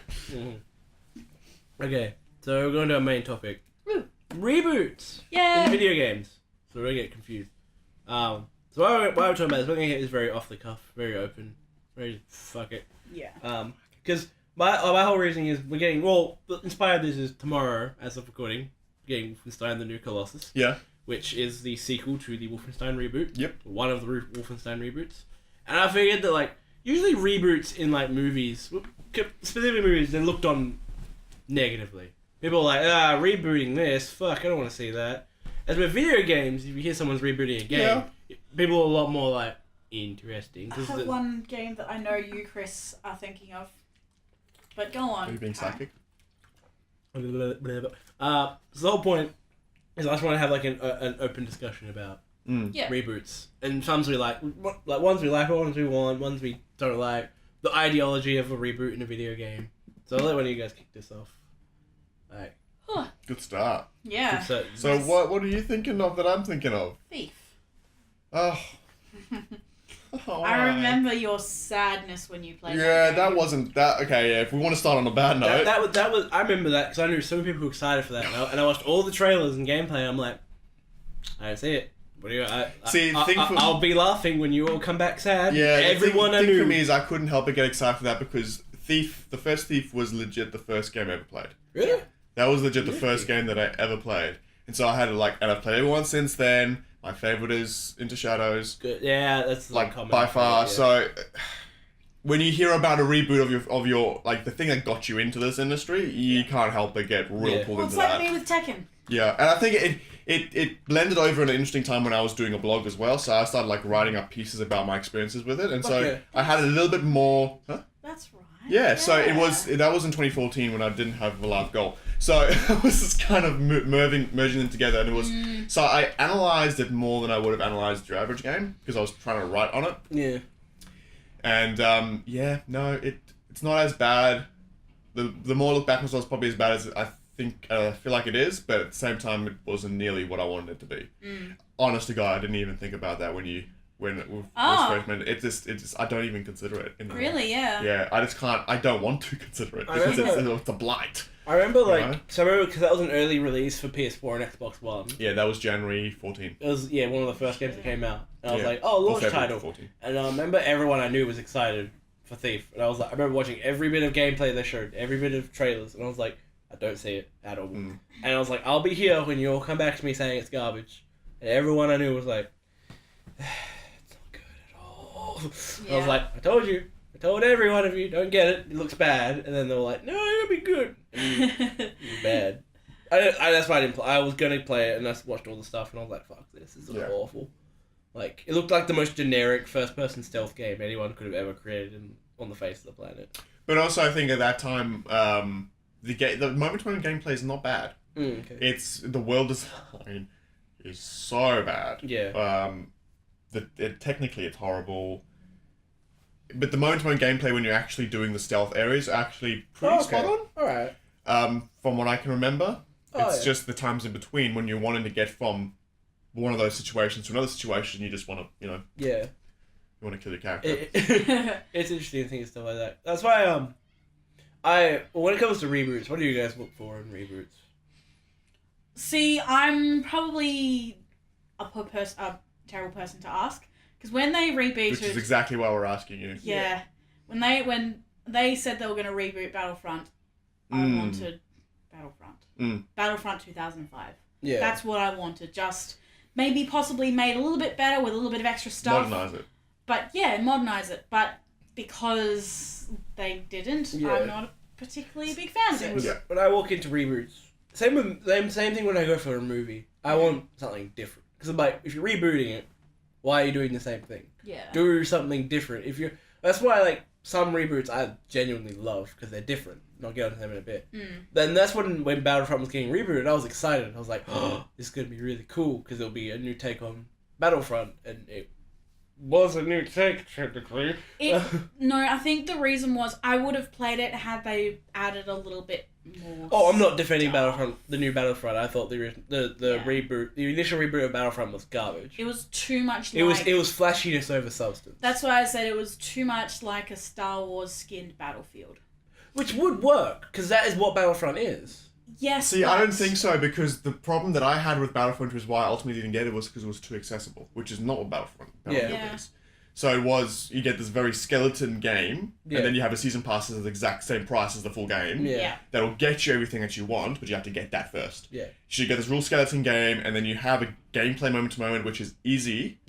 Which isn't necessarily bad, but it's accessible to the point that it pushed me away. Because the thing that I like about, and the thing that I'm also kind of just a little hesitant about Battlefront 2, is that when I'm playing Battlefield, you've got gravity, you've got bullet drop, you have all these aspects that make that limited clips and all these gas and shit that actually affects your gameplay on your moment to moment. It takes a lot more skill. I suck way more at them.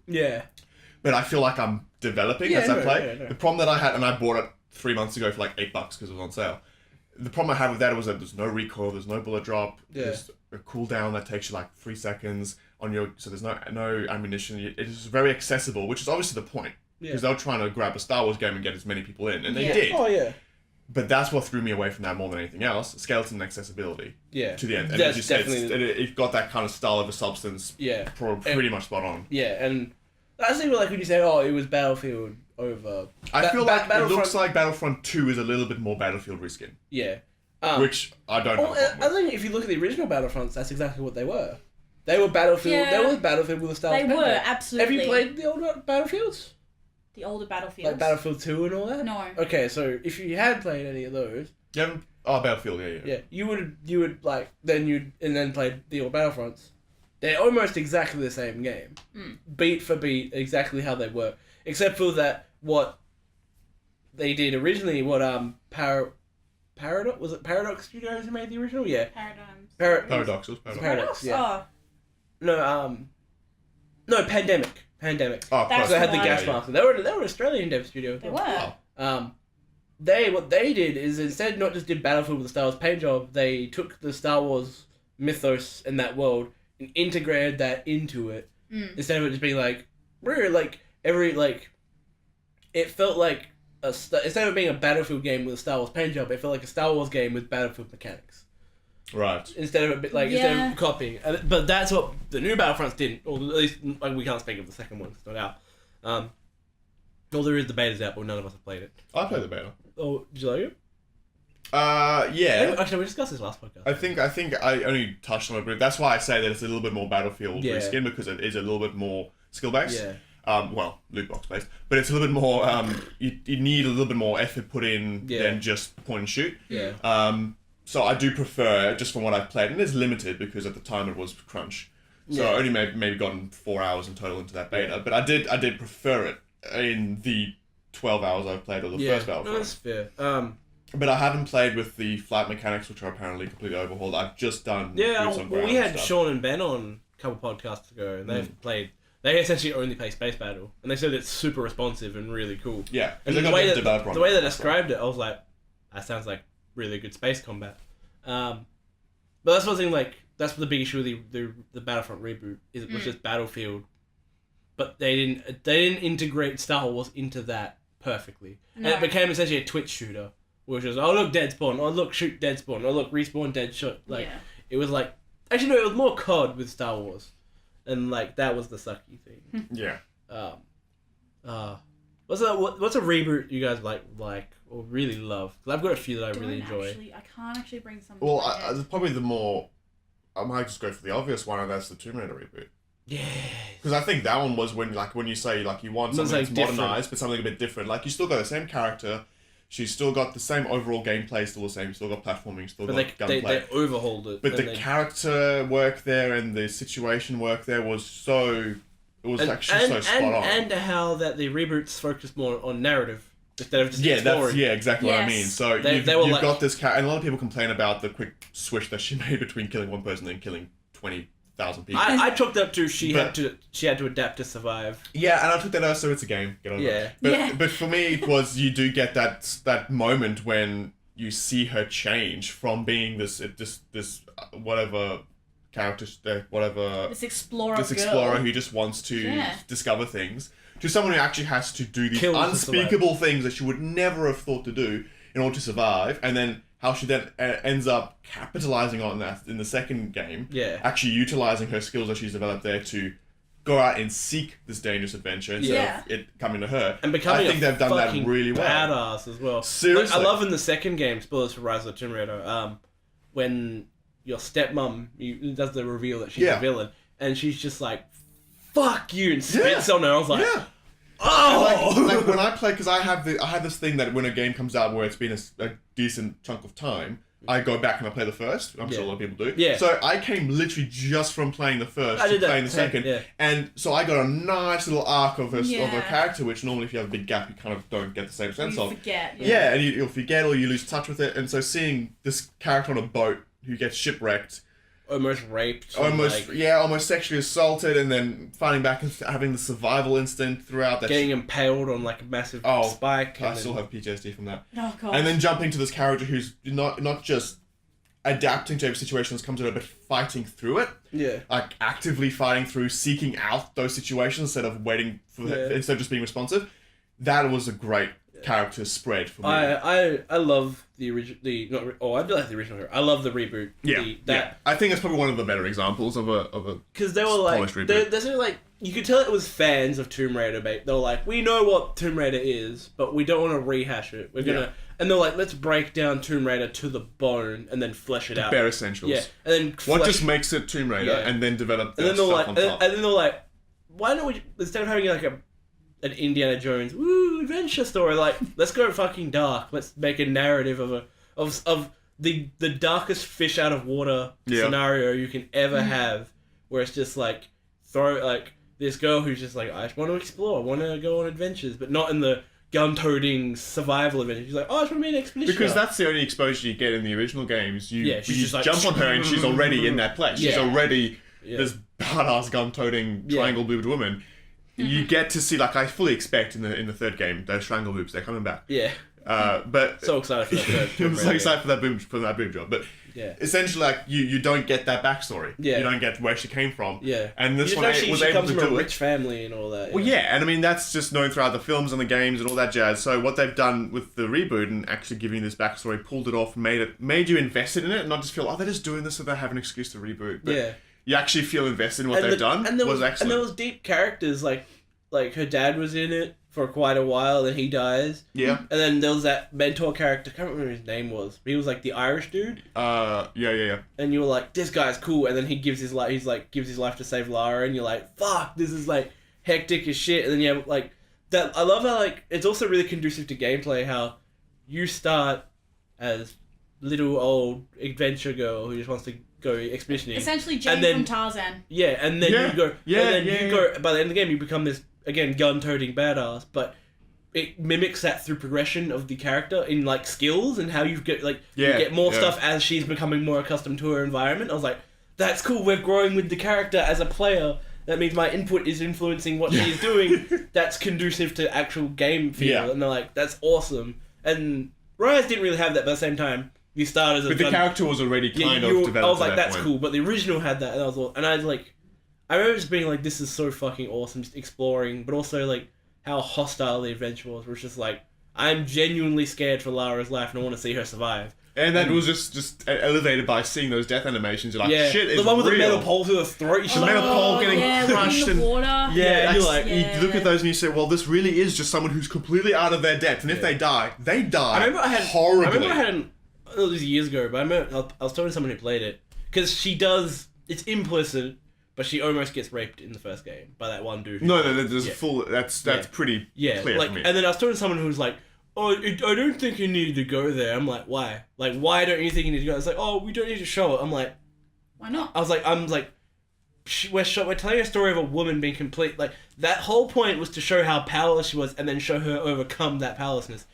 What better way to show that is with rape? Yeah. And the fact that she overcomes that.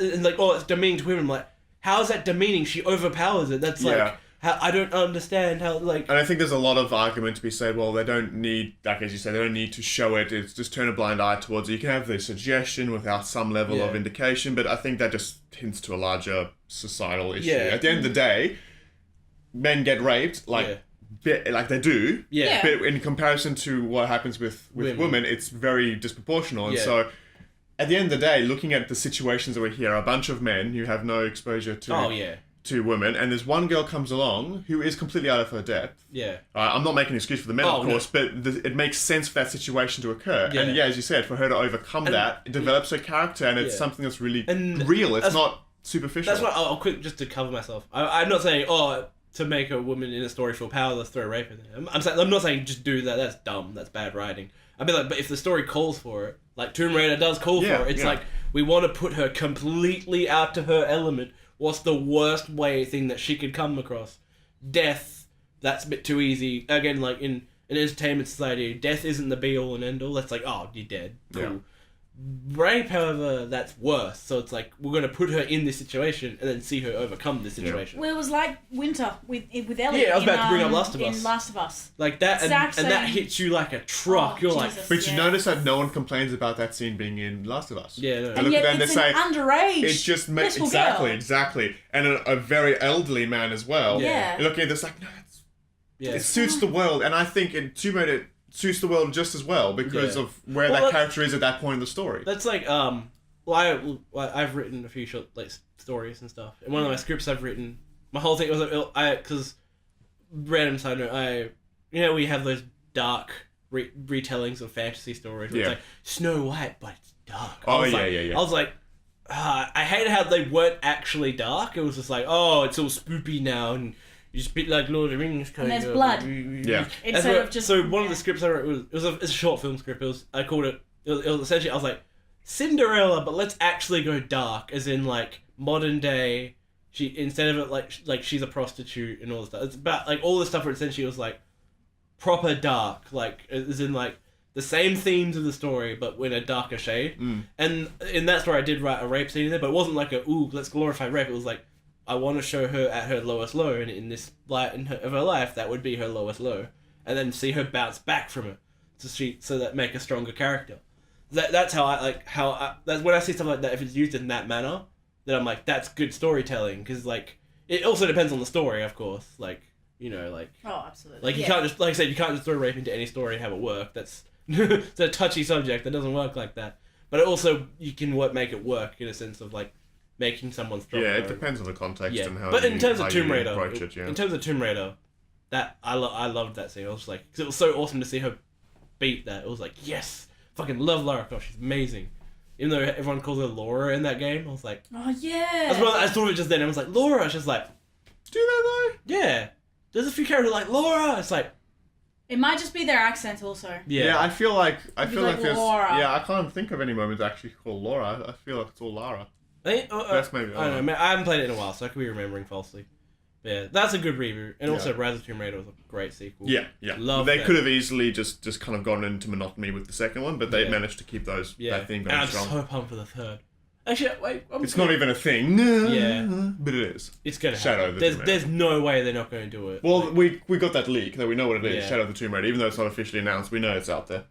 Danny, from previous talking to you, I know you're not huge on Tomb Raider. No, it's surprisingly. Why aren't you huge on the Tomb Raiders?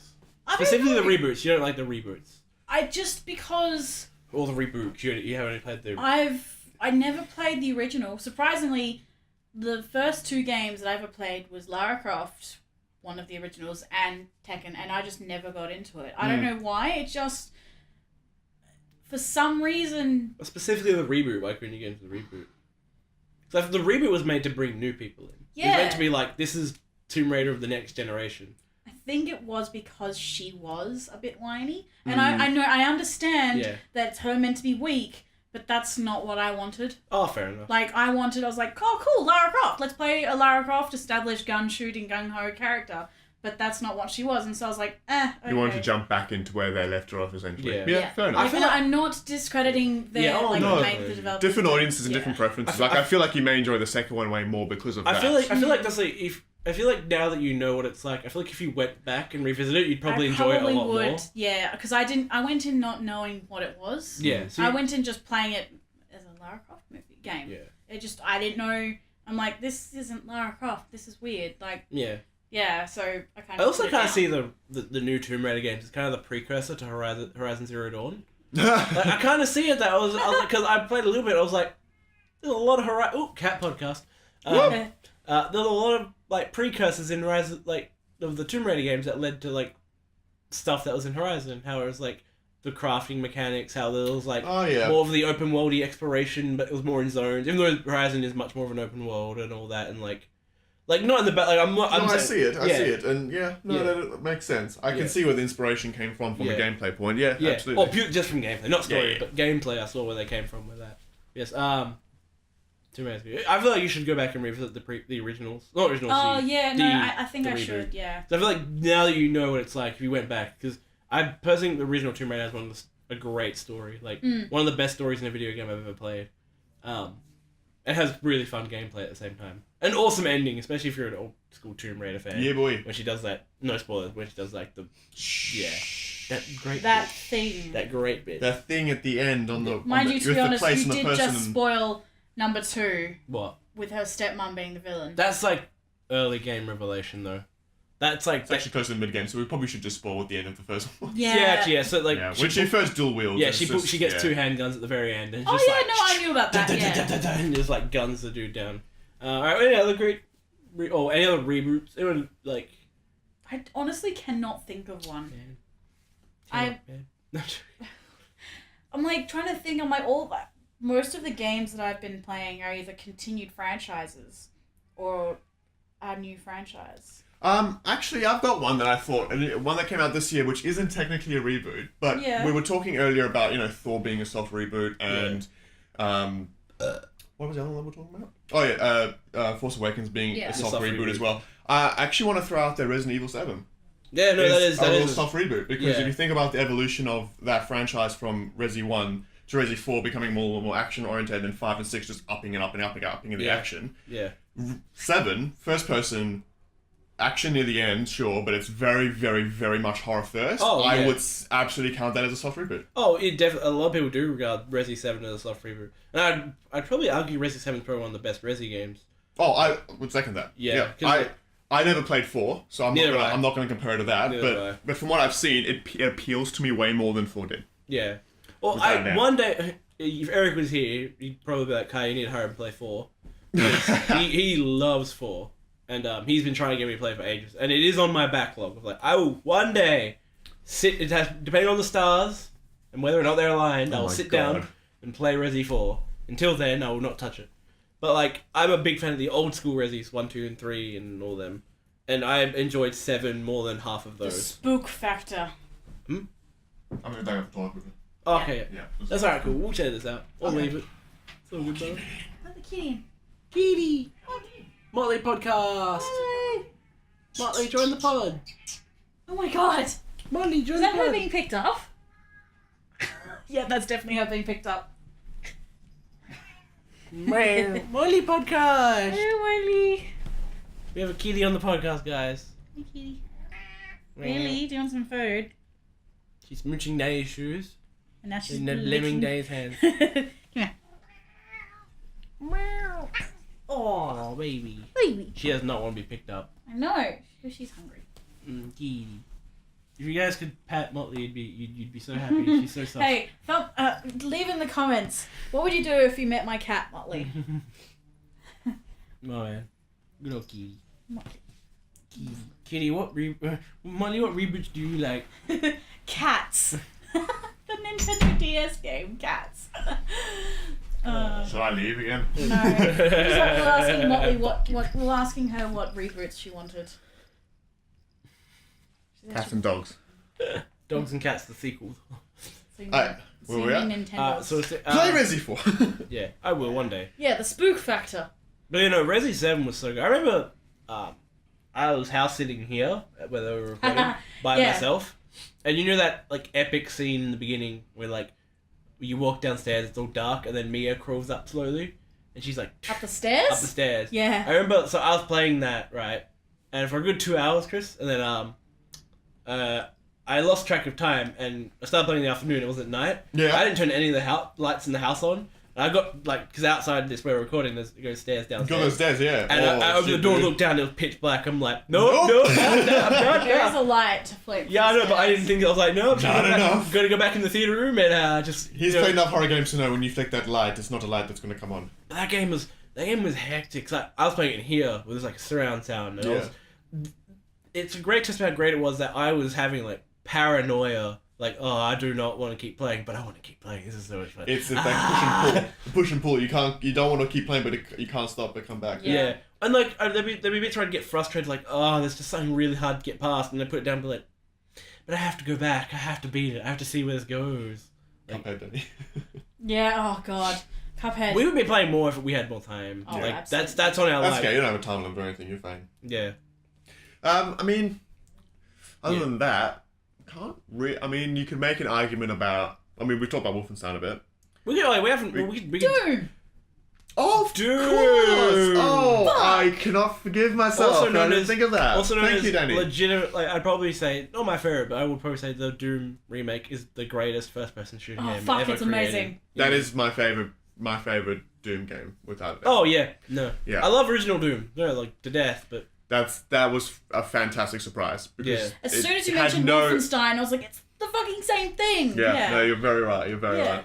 I'm That so- didn't have any I'm- right to be as good as it was, I'm and so thank God it glad- was. I'm so God. like, I remember hearing everyone say like. I remember because first time people got to play properly because this Doom was in development for 8 years and it kept getting changed around. Because it was going to be Doom 4. Yeah. The Call of Duty Doom. Yeah, Thank and God it then what wasn't. happened was I remember it was at QuakeCon one year, and people got to see it for the first time. Only people in QuakeCon though. Which, No video footage, no nothing else. footage, and then everyone was like, guys, Yeah. it's so good! Yeah. And I was just like, I don't believe any I of you. just- There's no yeah. video footage. And then the first E3 thing where it was just like, where he was like, bah! And you're like, there was like, then just, you saw that green arm, and you're like, he's doing It's so good. And like, is it as they say? And then that entire like gameplay trailer was just in first person guy going from room to room killing things, and like when he pulled out the super shotgun, everyone was just like, Everyone yeah! Man, I legit freaked out Yeah. when the super shotgun and Chainsaw. chainsaw. I lost my shit. And the execution, like the glory kills, where he just grabbed it like. Bah! But I think Doom is a perfect example of a game that just knows what it is Yeah. Yep. and doesn't try to be anything else. Doesn't Yeah. try to maybe take a note from this EA. Doesn't try to change the genre to suit what's fashionable. It was they just know what Doom is. It is they don't care about story. They don't care about characters. It's about guns, killing Gore, demons, and heavy metal. gameplay, heavy metal, and they just merged all that so perfectly. Yeah. There wasn't a single moment in that game when you're like, this game has a bit of identity crisis. It was full on. You knew exactly what you were getting into. I personally like it's the perfect first person shooter. Oh, boy. I was just like there's not one bit I had no fun. I had played through that because I got Eric gave me because I didn't buy it. Eric gave me my copy of it. I was like because when it came out in a very money strenuous time. I was like Same with me, and I wasn't sure. I wasn't totally sure on the game either, so I ended up buying. and I kept hearing how great it was. I'm CD like, key or I something. really want to get Yeah. it. And then Eric was like, I bought this Xbox and it came with a copy of it. Do you want it? I was like, yeah, fuck yeah. I took it and I think I played through it in 2 sittings because I couldn't put it down. I was like, And that game on PC is also amazing. yeah, I remember seeing all because that was when the new AMD and new Nvidias were coming out. Well, less so about that. Just the way it plays, Yeah. it's like it belongs on PC. Yeah, I would say I would have much preferred to play it on PC. 'Cause Yeah. I played it on console, and I was just like, I missed that because you can tell it's like this is kind of meant for that freeform keyboard and mouse, but Uncapped frame rate as well, and yeah. it is, and this is what gives me a lot of hope about a lot of Bethesda games, specifically like Wolfenstein, for example, is that engine. Oh, the ID Tech engine, yeah. so amazingly optimized. Oh yeah, Like that ran so smooth with those visuals on Yeah. mild hardware. It's phenomenal. I remember seeing the because when Doom came out, that was just before the new AMDs and new Nvidias came out. Yeah, the And then- Vulcan. Yeah, and then I saw the tech demos. They were like, we're using Doom for our tech demos, and I was watching it. It was at one of the E3s. It was for the AMD. I was like, fuck, that looks beautiful. Like, and like Just the stills. the dynamic lighting, and they Yeah. showed like I was like, oh man, that is beautiful You're sitting graphics. there like, I need to update my PC. Yeah, Turns out you don't. I realised why, because I'm like, why didn't I buy it on PC? It's because I hadn't actually bought At my the time, PC yeah. yet. Yeah. I still had my old So crappy where laptop. did you play it on your PS4. PS4? Yeah. and Yeah. I played on Xbox, and you played on PC. I played like that came out in March last year, right? May last year. I've played that game at least half a dozen times. I remember- Gosh, Like yeah. from start to end, I bought it from my brother on my Xbox so he could play as well. Like this is a game that I would say, if you want, this isn't a game you show to someone when you want to convince them that gaming is cool. Because, No. You know, but if you just want a game that you don't want any clutter, It's you don't want any mindless. distraction, Yeah. you just want mindless You got a action. well-designed game, yeah. You throw Doom at them and you won't actually find a better one of doing that. Yeah. There isn't a game out there that does that better. It reminded me of the original. It captured the original Doom. Like that's what the original Doom was. It was like, fuck story. We're here to have fun. Without the technical limitations. Yeah. Twitch shooters. Yeah. And I was made it really fun. Having so much fun, like getting to a new arena bit and being like, oh fuck, like this is awesome. 3 Barons of Hell, all this shit. And then you hear the little dun dun. Yeah. Dun dun of the guitar strings going, and then as soon as you enter the room, and then like, and it'd be really, shit's about to go down, and it'd get really and that hard. action starts up, and then it'd get really hard. But I'd be like, back here, like I can't wait to figure out how to beat this. Yeah. Doom's all about figuring out what to kill at what time. And like you can gun mindlessly, but if you play above a normal difficulty, you can't gun mindlessly. And then every new character, new enemy introduction as well, it's like an event. So like whenever you see beholders, you're like, all right, quickly, or not beholders, but I call them that because they look like beholders from D&D. You pull out. Which one are you talking about? Then? The floating. The eyeballs. The eyeballs. Yeah. I call them beholders because they were inspired by beholders. Something wrong. Yeah. But like I remember Carrot demons. Like parrot. Caragor. Caragors. Caragors? No, that's fucking Shadow War. Yeah. Cacodemons. Yeah, cacodemons. Yeah. I remember like whenever they come out, it's like, all right, pull out like the rocket launcher or like the beam rifle, quickly take them out before they come close to you. Barons of Hell, circle them with shotguns and just keep bouncing around and like. And it was all about in my original Doom was like figure out the best way to effectively kill everyone without taking damage. Yeah. And I was like, Doom, the new Doom was like, this is exactly how that was. Yes. But also the upgrade paths as well, where it was love the upgrade. You want to use the chainsaw on the left leg of 6 hell demons and all that kind of stuff. It didn't stop the flow of combat. It made you more conscious of, okay, when I come up and try to eventually get rid of this guy, do it in this particular way. So challenge yourself to work outside of your comfort zone with the combat, gain that experience point or whatever it may be. It didn't interrupt the flow of combat. I love just exploring. Like it was a very explorable game. I was like, I'm looking for secret shit because I want to have a look around and see what I can find. The little pop vinyls. Yeah, I loved it. Oh yeah, the little tiny one. And the first one that you pick up is like you give him a little fist bump. Yeah. I was like, ah, it's so cute. I love that. That game was made for old FPS fans of a new generation. Yeah, of like the 90s and the early 2000s, and then anyone who wants to have a fun game, which is like, do you want to play a fun game? Play Doom, and like be completely mesmerized with how much fun you can have with this game. I would call Doom the best first-person shooter game ever made. I would probably say as well when it comes to thinking specifically just generation, that will be probably in my top 5. And that's coming. Well, shit, it's tough because 2017 is a banger of a year. But game, the Node game really makes me feel as satisfied as Doom does. Yeah, I get the adrenaline shakes when I finish playing. And I feel so fucking good after it. I haven't gotten that fun playing. I'd play Doom as like if I went to the gym, I'd play Doom as a gym workout. The soundtrack is my primary gym workout soundtrack, nice. and all of Mick Gordon, all of his past stuff as well. Yeah, is all my gym sound. But Doom specifically, I start with Rip and Tear. Yeah, Rip and Tear. That's where I start because I can't go back after you start with Rip and Tear. Everything just goes up from there. Yeah, you can't. We mentioned that on the soundtrack podcast. Yeah. Yeah, I heard. Yeah, talking about the pentagram. Yeah. Yeah, and also just we can't go past Rip and Tear, which is that awesome. Just like, Rip and Tear is just something beautiful. But also, even this new soundtrack though. Yeah. What's the one that I love the most out of the bunch? I'm gonna find it now. Shit, I have. Yeah. I love Doom. Doom is like the epitome of a great reboot, where it's like everything going right. It harkened back to what made it great, but added new shit that didn't convolute it. Yeah. That's the same thing that Wolfenstein did as well. Like Wolfenstein's like.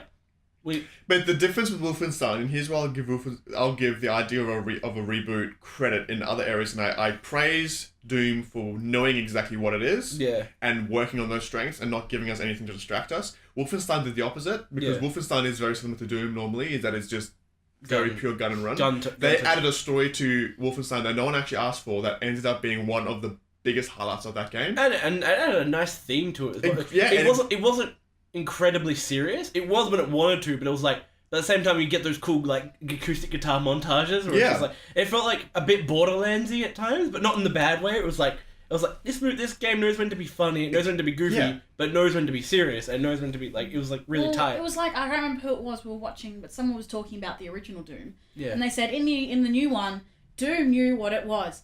Doom guy, not just character name, Doom guy was like, fuck this, and just pushed away the intercom, punched it, and was like, I'm just come here just to fuck shit up. I relate to you. I feel you. That's why I feel you. That's why I'm here. Exactly. So here's the thing. Like, my brother during the holidays just gone. He was in the very much like, I need to just get the stress of school off now. Yeah. Dude.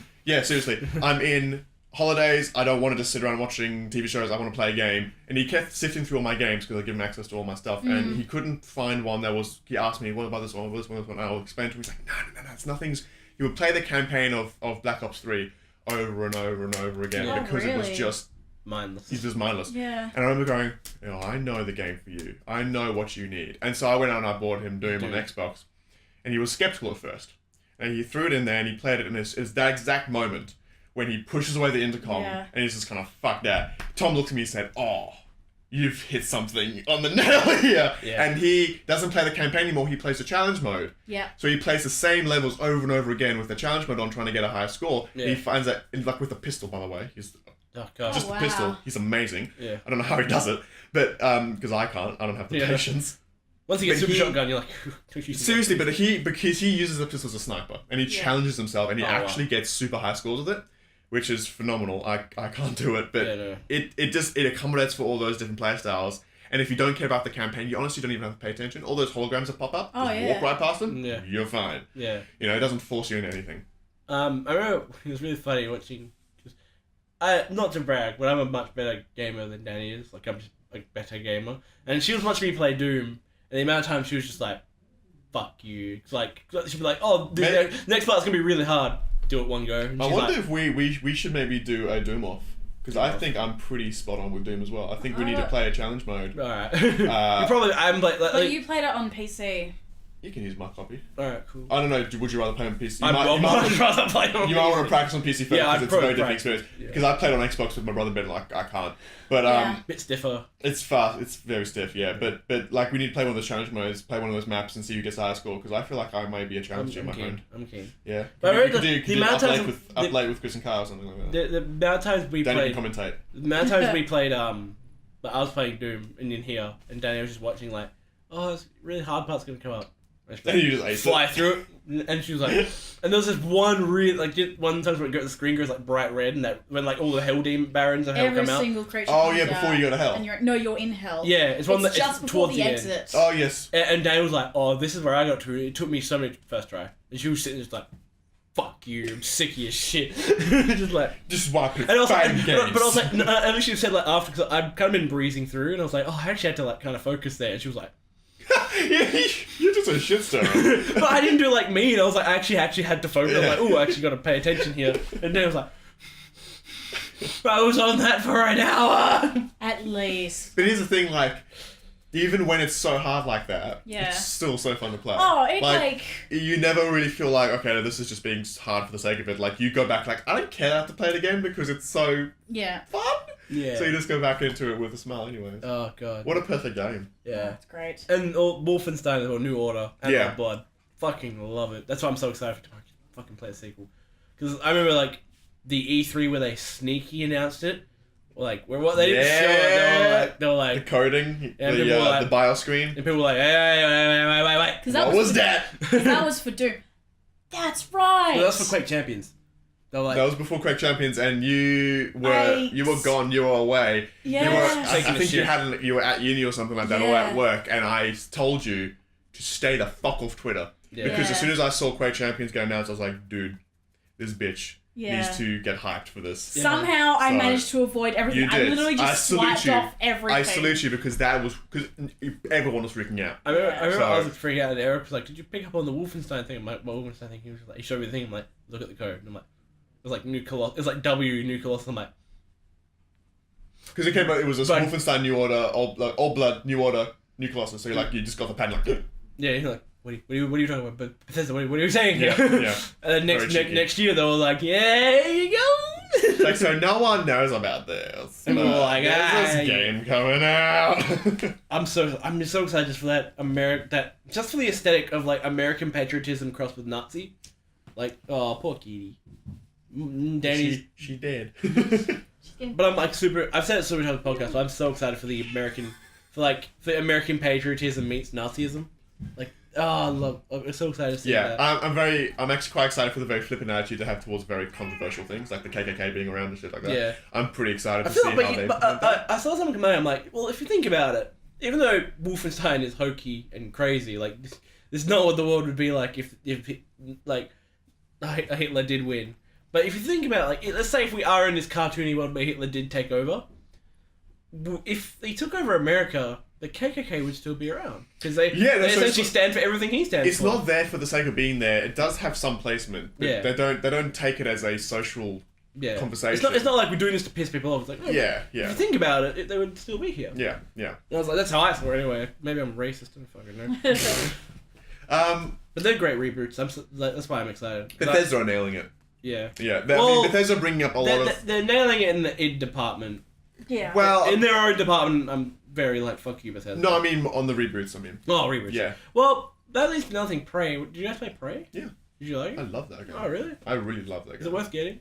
Absolutely. Okay. I mean, depends if you're really into Dishonored or not, because it is very much in the really, Dishonored vein. Ooh, I really enjoyed Dishonored. You will enjoy it as well, Danny. I enjoyed it not as much as everyone else enjoyed Dishonored. Like the big thing that weighed Dishonored down for me was the story. I don't think it's so much like if you like Dishonored, you'll like Prey. Yeah. If you like the kind of gameplay that I've Dishonored throws, it's the systemic kind of free-form approach gameplay.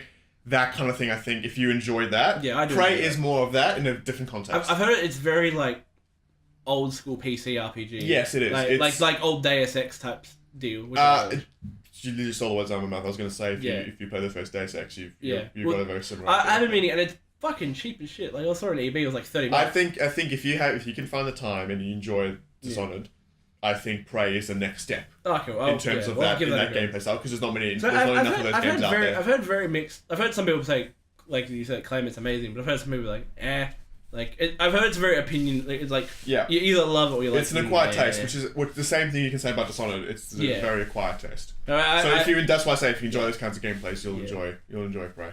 Oh man! But on the reboot area, they're really kind of nailing it across the board. Like they're bringing back a lot of their old franchises. Yeah. And they just seem to be doing great things with them. I look forward to like seeing what else. Like everything that Bethesda owns but they're not making is what I look forward to. So because they have a few Bethesda own a few companies, I look forward to those companies what they make. Not so much what Bethesda makes because. As the Bethesda Game Studios, that's how that, yeah. So I'm more excited for like id and what even what Tango Gameworks are doing. I'm not a massive fan of Evil Within, but it's I've been playing. Well, I'm not gonna buy it at full price. Evil Within 2. I do really want to give it a go, but I'm gonna click through the original Evil Within because I played a bit of it, and I was like, I've always wanted to sit down and actually give it a fair go. Especially I've heard with all the updates and DLC, it actually makes it a much better of a game. I've done the cheapo and I've done the cutscene route where I've just looked at all the cutscenes, and the DLC. From a story standpoint, especially adds a lot more substance. So I've always wanted to give Evil Within a proper sit down and actually play it, and then go and play it. So I have heard not amazing things about Evil Within 2, but I have heard Evil Within 2 is a pretty good game. It's in most ways better than the first. But I think some people are a little bit at odds with the idea that it's a semi-open world. Yeah. Where the first game was very linear, so some people are not a fan of that. I do like that though. I like to make Evil Within is meant to be a horror game. I like that they're like, let's try open world horror. Let's see if we can give that a go. I was like, that's one thing I hate about the survival horror genre is not enough developers take risks with it. Yeah. Like, not enough. They're like, we'll just keep it to our Outlasts and our Amnesias where you just run away from shit. That's another podcast for another time. It's me ranting on about modern horror. Because I hate I'm sure Danny will get with the bag. Oh, yeah. Oh, I've heard it many a times. We've had arguments about... Because she loves modern horror games. As well, I hate them. I can't stand them because I think they're the most unconducive plot or game design games ever. Where it's just it depends on what you want out of it though, because you can get I want genuine horror. I feel like you, Danny, if you the kind of horror if you're going for Outlast and that you won't enjoy Evil Within. No. Yeah. But those who enjoy Evil Within and that style of gameplay are not going to enjoy Outlast because it's like there's horror and there's subgenres within horror. Yeah. So I'm spoiled with horror, and that's because I grew up on the Resis and Silent Hills, which are the gods of horror games. Like I would take. Which is what Evil Within is kind of. Yeah. Oh yeah, made by Shinji Mikami as well, who made. Well, not the second one. Oh, not the second one. No, he's not. He's producing. But that makes sense why it doesn't look as weird as the first one. Yeah, the first one is absolutely But that was his brain. You're like, oh, well, Shinji Kami had all his hands in this. This one, but, like, I remember, like, bless you. Gonna sneeze again? But I remember... Ooh, Bless you. Got him. Got him! I remember, like, I'm spoiled for horror, because I grew up playing Silent Hill 2 and all those games. I grew up playing Resi and Eternal. And we haven't been able to top that since. And those are horror games that worked on a level where it's like, let's introduce horror into gameplay, not aesthetic. Yeah. Well, like, the aesthetic was scary, but the whole horror came from gameplay, and it all came from your choices and how you chose to approach the horror. Yeah. As the modern horror was, something scary, run away! It was just like, well, modern horror games are very much like modern horror movies, where it's like, jump scare! Yeah. Yeah. And see, I find Five things... Nights at Freddy's. Please no. I find things scary when I don't know how to overcome them. As with modern horror games, it's like, oh, that thing's scary. Well, I should run away. Well, it's more like I'm telling you right now, you should be scared of this. Be scared. Be scared. Scared. Okay, how do we make run away? Yeah. Because you're scary of things. Run away. Where other ones give you kind of a repertoire and this whole thing. I don't know how to take this down. Yeah. You choose when and how you get scared. I find it scary if I've got in a horror game, I've got a gun. Yeah. And something's coming. I'm like fucking bam bam bam, and I'm like, that's not stopping. Run. That to me, I'm like, oh, my choices have influenced the horror of this game, and instead of. Where someone else who maybe went up with a flamethrower would have taken that easily, and it's a different. Yeah, and then that also a big part of horror, which a lot of people seem to forget, is a big part of what horror is overcoming it. So a lot of the great horror movies don't end on everything's dark. It's a lot of great horror movies end with the heroes winning because the great thing about horror is seeing someone overcome the horror. As with a lot of modern horror games, it's usually everyone's dead, or Outlast 2 spoilers, there's all the apocalypse, and this priest was molesting this kid, and I'm just like, alright, cool, whatever. And then as well, I do understand the argument where it's more scary if you're powerless. I'm like, I get that, but again, I think that's just a preference thing. But then let's say, at least for me, with my mind, it's like, okay, yeah, but I'm powerless, but I know the one escape out of the situation in the back of my head, which is. But it's also pre-described, and there's only one way to do it. Yeah, as they were if you look at Resi 7's well. The logical explanation is to run, but that's not your only choice. You can fight, you can shoot, you can try and hide, you can try and find a way to hinder your enemies, like that. Well, that's a similar kind of feeling that I had about Alien Isolation. Finish it, Daniel. Yeah. But that's just the kind of idea there. And that's what I've always got annoyed about horror games. It's this is a horror game rant. You get a few games where it's great horror game that wasn't just run away from scary shit. Maybe every other dev will No, yeah. 4 years ago. Again, I think most people get intimidated by the kind of horror game you're talking about because it's too much responsibility on them. Yeah. It's like, well, if I die, that's fucked up. I wasted my ammo or something like that. Whereas the ones that you're running away from is it's pre-described, but like a good horror movie sometimes. Yeah. The scares are there. Just designed specifically to scare you. Yeah. And if you go in there for the scares, then those ones will end up doing a better job. Yeah. Than the ones that are a little bit more systemic. But again, that's just a preference thing. I feel it's just. I think the reason why not every developer's done it the way you like is because maybe there's a good 50. I also chalk it up to it's hard. It's very hard to pull off a great horror game. Oh yeah, it's there are more failures than successes in that area. Definitely, absolutely. Even in my Silent Hill, again, I'd say the greatest horror franchise of all time. There are some bombs in that franchise where it's just you guys fucked up. Well, hang on, I wouldn't consider the bombs necessarily to be horror games though. Oh, even then, Silent Hill Homecoming and Downpour, they tried very hard to be good Silent Hill games, and they just fucked up horribly. Even Silent Hill 4, which was the last one done by Team Silent, which was... By the way, we totally need a new Silent Hill game. I've talked about this with Dan, I've talked about this with you, but not on podcast. I've talked about it with Eric, and he agrees with me, I'm pretty sure. PT did irreparable damage to horror. Oh, yeah, because nothing's going to get to that point, And I got so sick of seeing, after PT... This game's like PT. It's PT you don't know what PT was going to be like. Yeah. We have... Well, hold on. No, when they say PT, they're talking about the playable trailer. Not Silent Hills. Yeah, but that's what I mean. It's just I don't want PT in my horror game. PT was great. I don't want every horror game after that to be what a little teaser was. Yeah. It's that was just something to get us hyped. We don't... it's created a permanent void that no game will ever fill. Well, part of the reason why PT was so good as well because it was a limited experience. Yeah, because it wasn't here's a 18-hour campaign where you're doing that. Yeah, it was a 90-minute game That was another great doing thing. that. That was another great thing, which again, PT nailed in horror-wise. It wasn't run away from the scary thing. You were in a puzzle. And you had to figure out what were the scary things. Exactly. And also because half the time, the only reason you got scared, like, there was a crying baby. There was a chick twitching her head. Curiosity, but she wasn't attacking you all the time. So you were there, and it was all up to your. It was all up to your input. It was all like what, and you were like, great horror is always about putting you in a puzzle and you expecting you to figure out and then the horror comes from the tension and the aesthetic and your input. So then when all those things mix, you get great horror. That's what PT did. Was like, it was unsettling, but it wasn't like she's there, run away. It was like, if she shows up, well, you fucked up. Like, then that's your issue. That then you go back and try again. That's better horror. So did she only appear if you fucked up? Yeah.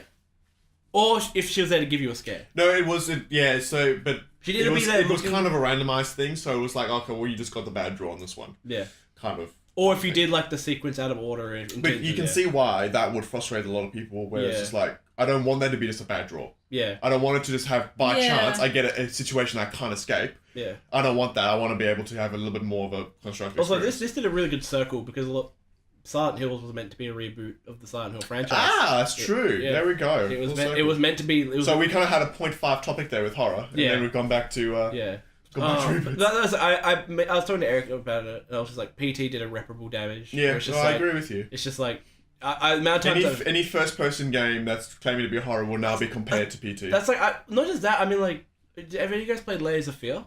Yes. No, I haven't. Don't waste your time. It's garbage. It's essentially walk around and look at scary sights. The video game. Isn't look at scary photos? Exactly. Pretty much that. And I was playing it with Eric and my mate Colby, and like Colby liked it. He wasn't playing it. He was just watching it. Eric was playing it, and he was like, "You guys want to take control?" And me and Colby were like, "Nah, you just keep playing. We're here to watch because we don't want to play this shit." Yeah. And I remember at the end, me and Eric were like, "That was alright." 10 minutes later, we were like, "Fuck that game. Yeah. That was bullshit." And like, and it was like, and we're essentially like, that looks like the guys who made this played PT, and we're like, let's harken off that and make a scary, just walk around thing, and then forgetting that PT wasn't just walk around, it was like, it was a puzzle where you had to figure out what you had to do. Layers of Fear was just, oh look, I looked at that thing, scary thing, cool, walk down this hallway, look at that thing, scary thing, alright, and it's just like... Well, then there's the running baby who smacks his head into the wall. We pissed and then ourselves loops and loops laughing. and loops, and when you go to the same area over time again. They didn't know about it. Like, I knew it from Angry Joe's review. Yes, I know. Yeah. And I was like, guys, just watch this. And I was like, Eric, go there. And he's like, but I meant to go right. I was like, no, go left. Trust me, go left. He goes left. He's just like, now go left again. Just like, we were just like dying. We were like, what was meant to be like off-putting, we're just finding hilarious. Yeah. Oh man, I do wish we got Silent Hills though. That would have been. Yeah, I just want a more modern, even if it's more traditional, like third person, like the originals were. I think that's something that's right. I wanted to see Hideo Kojima and Guillermo del Toro's horror baby. I want them to be respected. I want that. Because that's what a lot of people were like. Right, when I heard they were working, I was like, hey, as soon as someone's like, Hideo Kojima's working on this, I'm like, well, I'm gonna go have a look because it's Hideo. It's Kojima, yeah. It's good. Like, it's at least gonna be epic. Like, and like, oh, Guillermo del Toro, I'm like a director who I'm a massive fan of, and it was like making Silent Hill. I'm like, all right, don't know about Kojima's ties to horror, but I know del Toro's ties to horror, and he's great. And I was like, I wanted to see their love child of the greatest horror game. I feel like Silent Hills could have been the greatest horror game ever conceived by any human being ever. I'm still excited for the new thing. Death Stranding. I call it a thing because I don't know. No one knows what it is yet. Yep, that's actually pretty good. I don't want to call it a game because I don't know if it's a game. That's an interesting topic, is Death Stranding, because I've never seen a game draw so much attention, even from people who have no idea who Kojima is or aren't even fans, and they're like, I'm interested based on just what the fuck is that? Kojima is the master of abstract. Yeah. And when you look at something like the two trailers that are out there for Death Stranding, and you don't know what it is, but it's so intriguing, doesn't give you an answer, but teases you on multiple ways. That's like our friend Callum. We showed him Death Stranding, he was like, the oh yeah, it's true. Fuck. So in that E3, like, he hadn't seen anything about this at all, hadn't even heard of it, and we watched that second trailer, and he's totally invested in it now. Yeah. So same with a lot of my uni friends. That's the thing, like with Kojima, he is a director at heart. Oh yeah. And he knows how to portray those themes in a way that you don't even need to necessarily see gameplay or actually play to get them. That's like a lot of my uni friends aren't MGS fans. So they're not like, oh, Kojima is God. Like, as I'm like, Kojima is the Lord and Savior of video games. Yeah. So when they saw the Death Stranding trailer, it's all like, I'm interested just on concept. Like, I just want... I have an itch at the back of my mind that's like, I need to know what Death Stranding is. Yeah. And I'm like, that's fucking great. And at the very least, like, whatever game it ends up being, Kojima? it's going to be... He's in his 40s. Yeah. He looks young. Yeah, well, because he's Japanese. Yeah. They all look Japanese true. Japanese have got the best skin. They don't age until they hit the age of 80. He looks like attractive young still. 30s, 20s. That's like, the same thing kind of happened with MGS5 as well. I know a lot of people who'd never played an MGS game saw the E3 trailers when people knew it was actually MGS5. And they were like, that looks fucking rad. I'm gonna give that a go. And I was like, have you played an MGS? Like, oh no, I didn't know what an MGS was, but that game looks wicked, so I'm gonna give it a go. I'm like, Kojima, you are a legend. Like, that doesn't happen often with video games, like especially in a long-running series. And something like Metal Gear Solid is very inaccessible as well. Oh yeah. It's so convoluted. Danny, one day I'll get you to play the entire series. You will thank me at the end of 4 and be like, nah, that was an... Why is it because I've had 4 spoiled? Yeah, but you don't know the full context though. Yes, I did. I watched like the entire thing. Yeah, but that's the end. You don't know the build-up. What else we got today? I think we can probably wrap reboots up. But I was going to mention the DMC the Devil May Cry reboot. Yep. Which a lot of people fucking hate. Ninja Theory whoop. But in reality, that Devil May Cry game is the third best out of all 5 of them.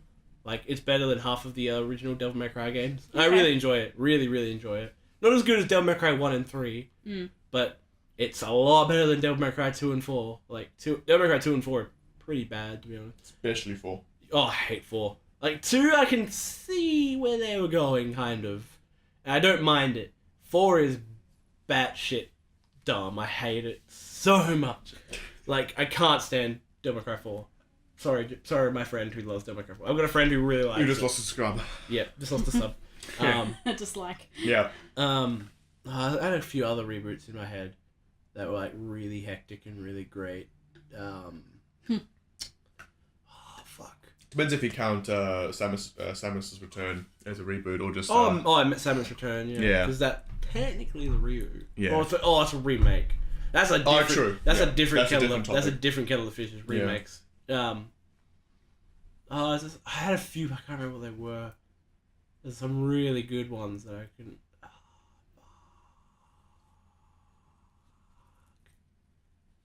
You totally count some of the Legend of Zelda games, but they all... No, but they're all standalone. Yeah, and they all kind of take place in their own universe. Yeah, I wouldn't... I really... Unless you count every single one of them as a reboot. But they're too close together. Yeah, so I wouldn't say those. Same with the Marios. Yeah, no. I mean, I think those are probably the ones that stand out the most. Yeah. I mean, it's terrible. terrible. I'm gonna give it a quick goog. I mean, it's terrible, but there's Duke Nukem. Oh, yeah, Duke Forever. That... 12 years in waiting and you got that piece of turd. Yeah. I was so hyped. So hyped because I love the original Duke Nukem. The thing that started out in the beginning from 2 chicks giving you a blowjob. Yep. Oh, you love that part. Oh, but wasn't that That's bad? all I saw of the game. That's the best part of the game. That's where the goodness Once you ends. get to the place where it's like you're in the alien caves and there's boobs on the wall and you can slap them, you're like, this is dumb. What? Seriously, I might want to play this game now. There's like literally boobs on the wall. Jesus, okay, wow. And you see, like, it kind of rip off Alien, but like you see this chick instead of like get chest bursted, but instead of it being a gruesome thing, she's like orgasming. She's like, oh, that's right. Yeah, no, I have heard about that. Like, it's not even funny, man. I'm gonna give it a quick Google. Well, I just typed in the word reboot. Video game reboots. Let's try that. What time do you have? Oh, relatively soon. Oh, we wrapped the up next soon. 20 minutes. Yeah, it's all fine. It's all good. We in the end. Ooh, there was Alone in the Dark New Nightmare was pretty bad. Bomberman Act Zero, no. Bomberman. Ooh, did you guys play Castlevania Lords of Shadow? No. Okay. I played the demo for it. There's a demo on Steam for it, and that was actually really enjoyable. It's alright. But I've never bought it since then, no. Well, apparently Wikipedia says Doom 3 is a reboot. Yeah, it is kind of. I can understand why. I do not like Doom 3. No, I mentioned it on the podcast before and I hate it. You mean Doom Cubed? Yeah, pretty much. Homefront: The Revolution is apparently a reboot. Oh, it's a reboot. It's like a reboot of a book. Which one? Homefront: The Revolution. Yes. No, it's not because you have I know. Homefront- That's the... Unless I got confused. Homefront, that's the open world one that we mentioned on Yeah. sequels that didn't do good. Ooh, Danny, The Legend of Spyro: New Beginning. That's not a reboot. Yes, it is. All of the games are... No, that we've discussed this on the podcast before. This is a reboot. Oh, wait, no, yeah, it totally is. It's one with Gary Oldman in it and all that shit. Yeah. Fuck. Oh, it was a good... I like New Beginning. Oh, really? Yeah. We've got Killer Instinct. Anyone play Killer Instinct? No. On the Xbox? Only what Xbox is giving away for free. But I didn't have any ties to the original ones. No, neither did I. It's alright. It's a very technical fighting game. That's like the It's very inaccessible for someone like me. Yeah, I love fighting games. It takes like a week to learn the ins and outs of that game. No, not meant. Or the Mirror's Edge Catalyst isn't a reboot. No, it's not. It's a prequel. Prequel sequel. Oh, prequel, yeah. Yeah. It's a continuation. Not of the counting franchise not somehow. counting any of the. Ooh, did you guys play the 2008 Prince of Persia game? No. Nope. Okay, it was not very good. Nope. It's stylistically nice. I played one that came out in 2007. Nope. Was that like? Which one was that? I think it was called Assassin's Creed. You're I funny. played that one. Get Hurry, outta here. horror. Yeah, he. Yeah, okay. That was actually originally a Prince of Persia game. Yeah, that's why I made the joke, dude. Yeah. I thought it was really funny. But because I wrote its project title was called Prince of Persia Assassin. Yes, And then they were like, fuck, I should make its own game. And then there's the Prince of Persia Sands of Time, like the PS2 one. Yeah. That's a reboot. That's the only one that I've actually played. It's alright. It hasn't aged very well, but it's pretty good. Sonic the Hedgehog 2006. No. Never played a Sonic Shadow game. Warrior? Anyone play Shadow Warrior? No, I never It's played alright. that. But it did reboot that, what was it, last year? 2013. We got a sequel this year though. That's what I'm thinking of. Yeah. We got Star Fox 64, Star Wars Battlefront, obviously. Thief. Turok. Did anyone play the Turok reboot? Yes, I did. So goddamn I loved bad. it. I hate it so much. This is the relationship dynamic. It's awesome. I hated it. It was I loved it with a passion. Had To one be perm fair, on it though. that was my introduction to Turok. Really? Yes. Okay. Well, I don't like any Turok games to be honest. Even the 64. I loved it. It was great. Like Fucking shoot dinosaurs for a yeah, living. but like you didn't shoot dinosaurs half the time. You shot humans. Yeah, but dinosaurs. And Ron Perlman was like the only saving grace in that game. Dinosaurs were in Oh, the game. XCOM Enemy Unknown. Ah, yes, that's an example Love of a good one as well, actually. Love XCOM Enemy Unknown. Let's get Yeah. Brad in here. He was some. Yeah. No, that's that. I played the shit out of that one, and I played the shit out of it. I jumped at least- XCOM 2 as well. I haven't played XCOM 2. It's so good. I was really hyped, but I couldn't afford to get it on PC when it came out. And I know there's the console ports now, and I've been like, I will go back. No, give it don't a- play on console. No, what? I played the original on console. Well, not the original. But This is the yeah, I first mean, one. it's good that they've got on console, but if you really want to take advantage of everything of that kind of not even retype, the turn-based Yeah, strategy see, I will give feel you, like that would've been you PC. really need to play on PC. okay, I'll get it on PC. They've done a really good job of pulling it over to console. No. Like they've probably done Because I played. some of the best job you can get, So but I played. it's like imagine getting Total War on console. Yeah. Like they could, even if they do it well, even Yeah. if they're able to translate Right. everything perfectly over, it's still missing something, you know. Well, because I originally played Enemy Unknown on 360. Yeah. And then I got it on Steam, years later. But I dropped at least 80 hours in that game on my first playthrough. Yeah, same. Yeah. And I remember just being obsessed with, like, at school I'd be like, can't wait to go home. I gotta start my missions. Gotta research some new R&D. Well, I had both of you guys in my XCOM 2 playthrough. That's right, Seriously. yeah. Like Nice. you Did I die? with your huh? Did I die? No, I didn't let any of my guys die. I remember I died in your number you. one You campaign. died on my number one Did you 3 load? times, and I just went back and reloaded every single I time. know. Like Fate told me that Danny dies here, and I was like, I do not accept this fate, and I went through that scene so many times to make sure he didn't die. Fucking But that's the beautiful. thing, like, yeah, it was something really special, like, and there's no real other game out there like that, and mods only make that better. Especially too, if you play another reason to play on PC is for I mods. remember I got really mad when they were talking about XCOM 2 when it came out, and they were like, because did you fail your first ever playthrough? No. Nah, yes, first win playthrough, boy. Yeah, boy. I came so close to Oh, you're failing. talking about Enemy Within. Oh yeah, the first one. Yeah. Yeah. Oh, Enemy Unknown. Oh, no, yeah, fine. I came like the game was like, if you fuck up one more time, we're killing you. And I was like, I lost China, Australia, India, and South America, Ooh. and they're the big ones. I was like, Yeah. I was like, I can bounce back from this. I will defeat the aliens. And then like just from clever planning of what I did, I got back to like actually being really good, like having good stocks. I kept losing my A teams, and I was like, no, you know what? Not reloading. I lost them in war. There's a casualty, and just meanwhile, I don't have the strength to do meanwhile, that. I was just sitting there like, Jesus. I had to reload. I didn't have the strength to leave him behind. No man left behind. Damn it. What I did is like I went through all my friends at the time, so I had to create a soldier. Everyone, they all died. I was like, thick. And then I got my third A team. I was like, you guys are the A team. You're the final hope. and they consisted of a dude. I had a medic that was so good. He got the nickname Jesus from the game. Oh, that's great. And I was like, oh, that's brilliant. And then I had like an assault dude called like, his name was like Barry something, and he got a nickname Rex because he was just like, I always sent him in like, go in with your shotgun, show the motherfuckers who he was. And, like, that's the greatest thing is renaming them, because I remember like the first game you were named Crudgy, and then the second game I named you Vag Kilmore or Seymour Muff. Lieutenant Vag Kilmore. It wasn't Lieutenant, it was Colonel. It was Colonel Vag Seymour Muff, because you didn't die at all in the second one, so you just made it all over the top. Yes. That was the greatest thing ever in XCOM, when you got that A team and they all got to like commander. Oh, dude, and I remember not even playing, just playing out in my head scenarios for all of them, just sitting down with a couple of beers, just like, remember that time we played in the war. And then you got like, I remember when Commander Vance Kilmore Seymour Muff charged in there, Leroy Jenkins. I remember when Commander Vance Seymour Muff was just a private. Private Vag! The weird thing, I would roleplay while playing the game. Like, whenever sometime, I'd like, in another character, be like, damn it, Jesus, get up! It's so good.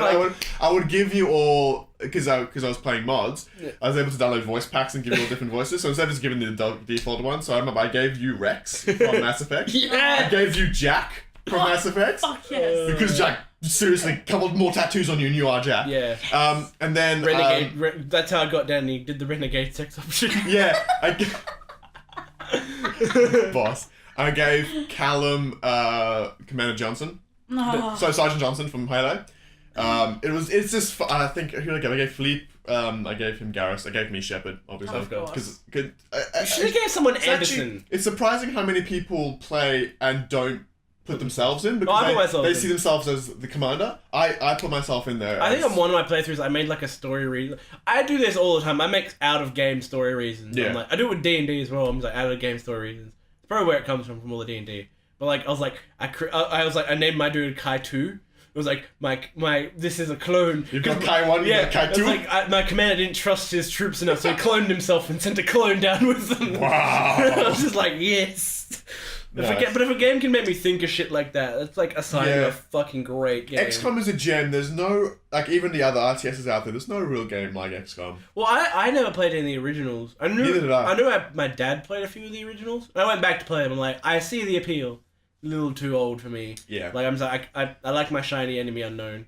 Yeah. Well, Enemy Within, if you ever get a chance to go back, I do have Enemy Within. And play the expansion part of it is much better. Yeah. Putting mechs and and I remember someone was like, my friend psionics in my the friend field. my friend Troy was like, oh, did you get Enemy Within? I didn't get Enemy Within straight away. I got it when I bought it on Steam. He was like, did you get Enemy Within? I'm like, I didn't see the point. He's like, you know there's mechs in there, right? And I'm like, it's like fucking EDF. Who left that out? Yeah. Who was like, Kai, there's mechs? It's pretty boss, and then they've done it even better with XCOM 2. That's you mentioned EDF. That's legit. That's legit how you got me to play EDF. You were like, Kai, play EDF. I'm like, and you're like, you get mechs. I'm like, ha! No. You said you got mechs, but you didn't describe them. I was like, all right, cool. And I watched Funhouse play it, and I saw the giant Pacific Rim mech. And I was like, you get that in this game. We didn't mention that. And I was like, I don't know because I don't play that class. What is EDF? What a beautiful mess. Oh, it's great. You need to play it. What like, a beautiful I mess. love EDF. Can I crash planes into you and replay it? No. Well, there's no point for me to play it. Is there? You can get a helicopter. No, you can get a helicopter to fly it straight into Danny. Perfect. Because I'm in. Because there's fucking friendly fire. And also, I'm in. I've stepped on Danny before. I always use the Pacific Rim mech now. And I'm just this little tiny flying. And I'm just like walking, and I'm literally walking down, knocking. Oh, you're Adam. No, Bruce, the fairy flying. Oh, the healer. But like in this giant mech who is building size, like actually Pacific Rim size, just like knock building down. Yeah. And Dave's just like, I need those to fly off, thank you. I'm like, no. Just like destroying everything. I'm just like, I am a god.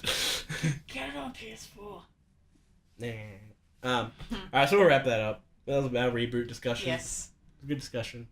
Motley's still in the room. She is. She's asleep, but very grumpy. We'll end in our final segment. What have we been playing, /doing, /watching. So we're going to add a little bit what we're going to watch, because there's a few things coming out. Yes. Namely, Stranger Things Season 2! Oh, fuck, that comes That's out tomorrow! Man, tomorrow's Not for us.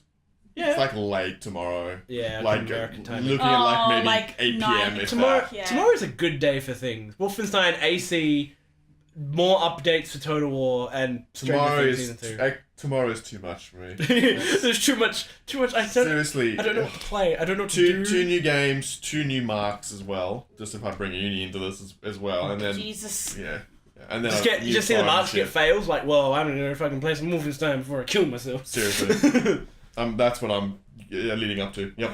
Yeah, but so who? Danny, you go first. From now on, every podcast you have to go first on this. Fuck. On the spot. Where's that diddle finger? Raising Rooster Teeth. Don't sue us. Sorry, we're not accurate enough of that. So I've been playing. What have I been playing? That's what we asked you. I think you were playing in San Aquarium today. I was, yeah. For some reason, I was playing in San Aquarium while listening to the Beatles album. The Beatles album. Albums. You sound like I listened to that rock and roll thing. No, the Beatles albums, yeah. What's that band? Metallica. Anyways, yes, I've been playing that. What did I play all day yesterday? Oh, what have you been playing all day, just in general, Danny? So what was supposed to be Chris made a funny face. Yes, so what was supposed to be a sneak make release by Nintendo for November. If you're in Australia, for Android and iOS, Animal Crossing Pocket Camp. The mating call of a gorilla. Jim Carrey reference right there. It's great. Uh-huh. It's like... Before we go on, into every single Animal Crossing fan who tries to get people who don't like Animal Crossing to play Animal Crossing, go. I'm not trying to get you to play it. Okay, rephrase. Into every Animal Crossing fan who's trying to justify their love for Animal Crossing to normal people, go. I love Animal Crossing. The end. I'm not trying to justify my love for it. I'm making a joke. It's called comedy, Danny. What's comedy? You're shit at it. Anyways. Oh boy! Anyways. I'm gonna be right back. I'm gonna go adjust my suicide note. Wasted. Anyways. Yeah, so Animal Crossing Pocket Camp. It's adorable. It's gay. It's Animal Crossing on a mobile. It overheats my phone like a motherfucker. Like, do you remember when I used to play on my old mobile? It used to become You used to text me and it used to blow up. Yeah. just like you see Day walking to school, like phones on fire. Like. It's just like just texting me is like you're just freaking out about your daily dose of 12 micrometers, and your phone is like, don't text anybody. It's like at the end of Indiana Jones, Raiders of the Lost Ark. Oh, that's a big audio spike. That's a lot of audio spike. That's a lot of damage. That's a lot of spike. But like, it's like the end of Raiders of the Lost Ark where they open up the Ark of the Covenant. They're like, their faces are melting. And all that shit. Yeah. But that's the thing. Is that it? Is that all you've been playing? I played something else, but fuck, I forgot what it was. Well, playing something on the computer all day yesterday. Can you pop? Oblivion. What? You got back to that again? I was playing Elder Scrolls Oblivion. You're never not playing that. I know. She has all these RPGs. She can play Divinity. She can play. But if you're gonna go back and you're gonna replay one over and over again, like Oblivion is up there. Yeah. Oh, we had like. Here we go. Last night we had like, not an argument. But yes, we had an argument. If you start a conversation with, it wasn't an argument, it's probably an argument. Danny read an article that was like, why Oblivion is better than Skyrim, and I was like, fuck that, get out of here. And then we had essentially just a giant talk about Skyrim. Inverted commas. About Skyrim. Giant inverted quote commas here. Talk. I may have belittled Oblivion a little. Maybe belittled me. I didn't You can't belittle her anymore than she already is. Oh, get fucking wrecked, Daddy! Oh! It's alright, you're used to short jokes. You're no. You're better than that. You've moved past it. You're also getting the short straw. Oh my god, fucking just go away. Look how proud of yourself you are. I'm sorry, I know you. No, don't touch me. No, you don't touch me, you stinky. Don't touch me, you stinky. No, we essentially had an argument about Oblivion and Elder Scrolls and Skyrim. I'm not getting involved. I'm gonna stay out of that one. It was actually just like, it wasn't like a bad argument. It was just a very heated debate. Thank you, Motley, for agreeing with me. It wasn't a bad. Yeah, it wasn't a bad argument though. No. Yeah, no. It's just I don't think I'm a terrible boyfriend. So how long was it until you got kicked out? It's my house. Kick her out. So how long was it until you got kicked out? About 20 minutes. It was so funny. Yeah, Like, cool. it was so funny. This argument was going on. Like, I talk loudly normally. Yes. Halfway through, like the thing, I was like, what other good RPGs came out in 2006 that are better than Oblivion? 2 seconds later, I got a text from my stepdad that was like Dungeon Siege 2, and I'm like, thank you! Get out of here! It was so good. My family was getting involved. You're still playing as a Khajiit, yeah? No, I'm playing as an Argonian. Oh, good. Oh, that's true. You're playing as Khajiit for Skyrim, though. Yes. Yes, that's what I act. Good job. Switching things up. Yeah, I know. I will say, Ozzy, you did make me see why people like Oblivion, though. Yes. Well, you don't like Oblivion? No, I hate it. Moving fucking swiftly on from that, then. Well, I'm not getting stuck in that conversation. The reason why I hate it is because he played it like when Skyrim was already out. Yeah, so I was. So that's your fault. Yeah, but like I look at Oblivion through glasses that aren't tinted by played it when it was new. So any game, if you played it when it was new, not rose tinted, that's different. I mean, if you played it when it was new, you have your fond memories of when that game was brand new and that was the top of its game. You know, like back when Oblivion was like the best graphics in a video game ever. So like you always have that little bit of your brain, even if you turn it off. It's like I remember it being like that. That's why I didn't play it when it was like that. I played it when it was. I think I played it in 2013. You played it after it was cool. Yeah, and then but then all like the issues I had with it were just played like it after when nobody else was playing it except for people like me. Yeah. See, and I thought it was a big step down from Skyrim. Like that makes sense. Yeah, but that's why I don't like it. Like. So it's in my mind, it's like I'm not nostalgic towards. Can we please move forward? Because otherwise, Chris is gonna miss his plane. He's not going on a plane. His mum's going on a plane. No, what a fucking. Him and his mum are gonna miss a plane. Right, cool. Moving forward. We'll move forward. I'm gonna go to watch Thor Ragnarok on Saturday, and I'm gonna go watch Blade Runner some point as well. Wow, that's a lot of commitment I'm hearing for the Blade Runner right there. Blade. Blade. What are you watching? / fucking shut up, Kai. What are you watching, Kai? Shut up, Kai! I've been watching Community again, man. Shut the fuck up. Moving on, Chris. Fucking had my podcast taken away from me. Yes. Yeah, the revolution has begun. Oh no, it's a Thor reference you won't get. It's alright. Saturday comes. The revolution has begun. Yeah, I saw Thor last night. So very luckily, somehow. Us in here in Aussie, not only do we get Thor 2 weeks early, but we get it 2 weeks early and 2 days early. Yeah. On top of that, so I got like an advanced screening last night of Thor.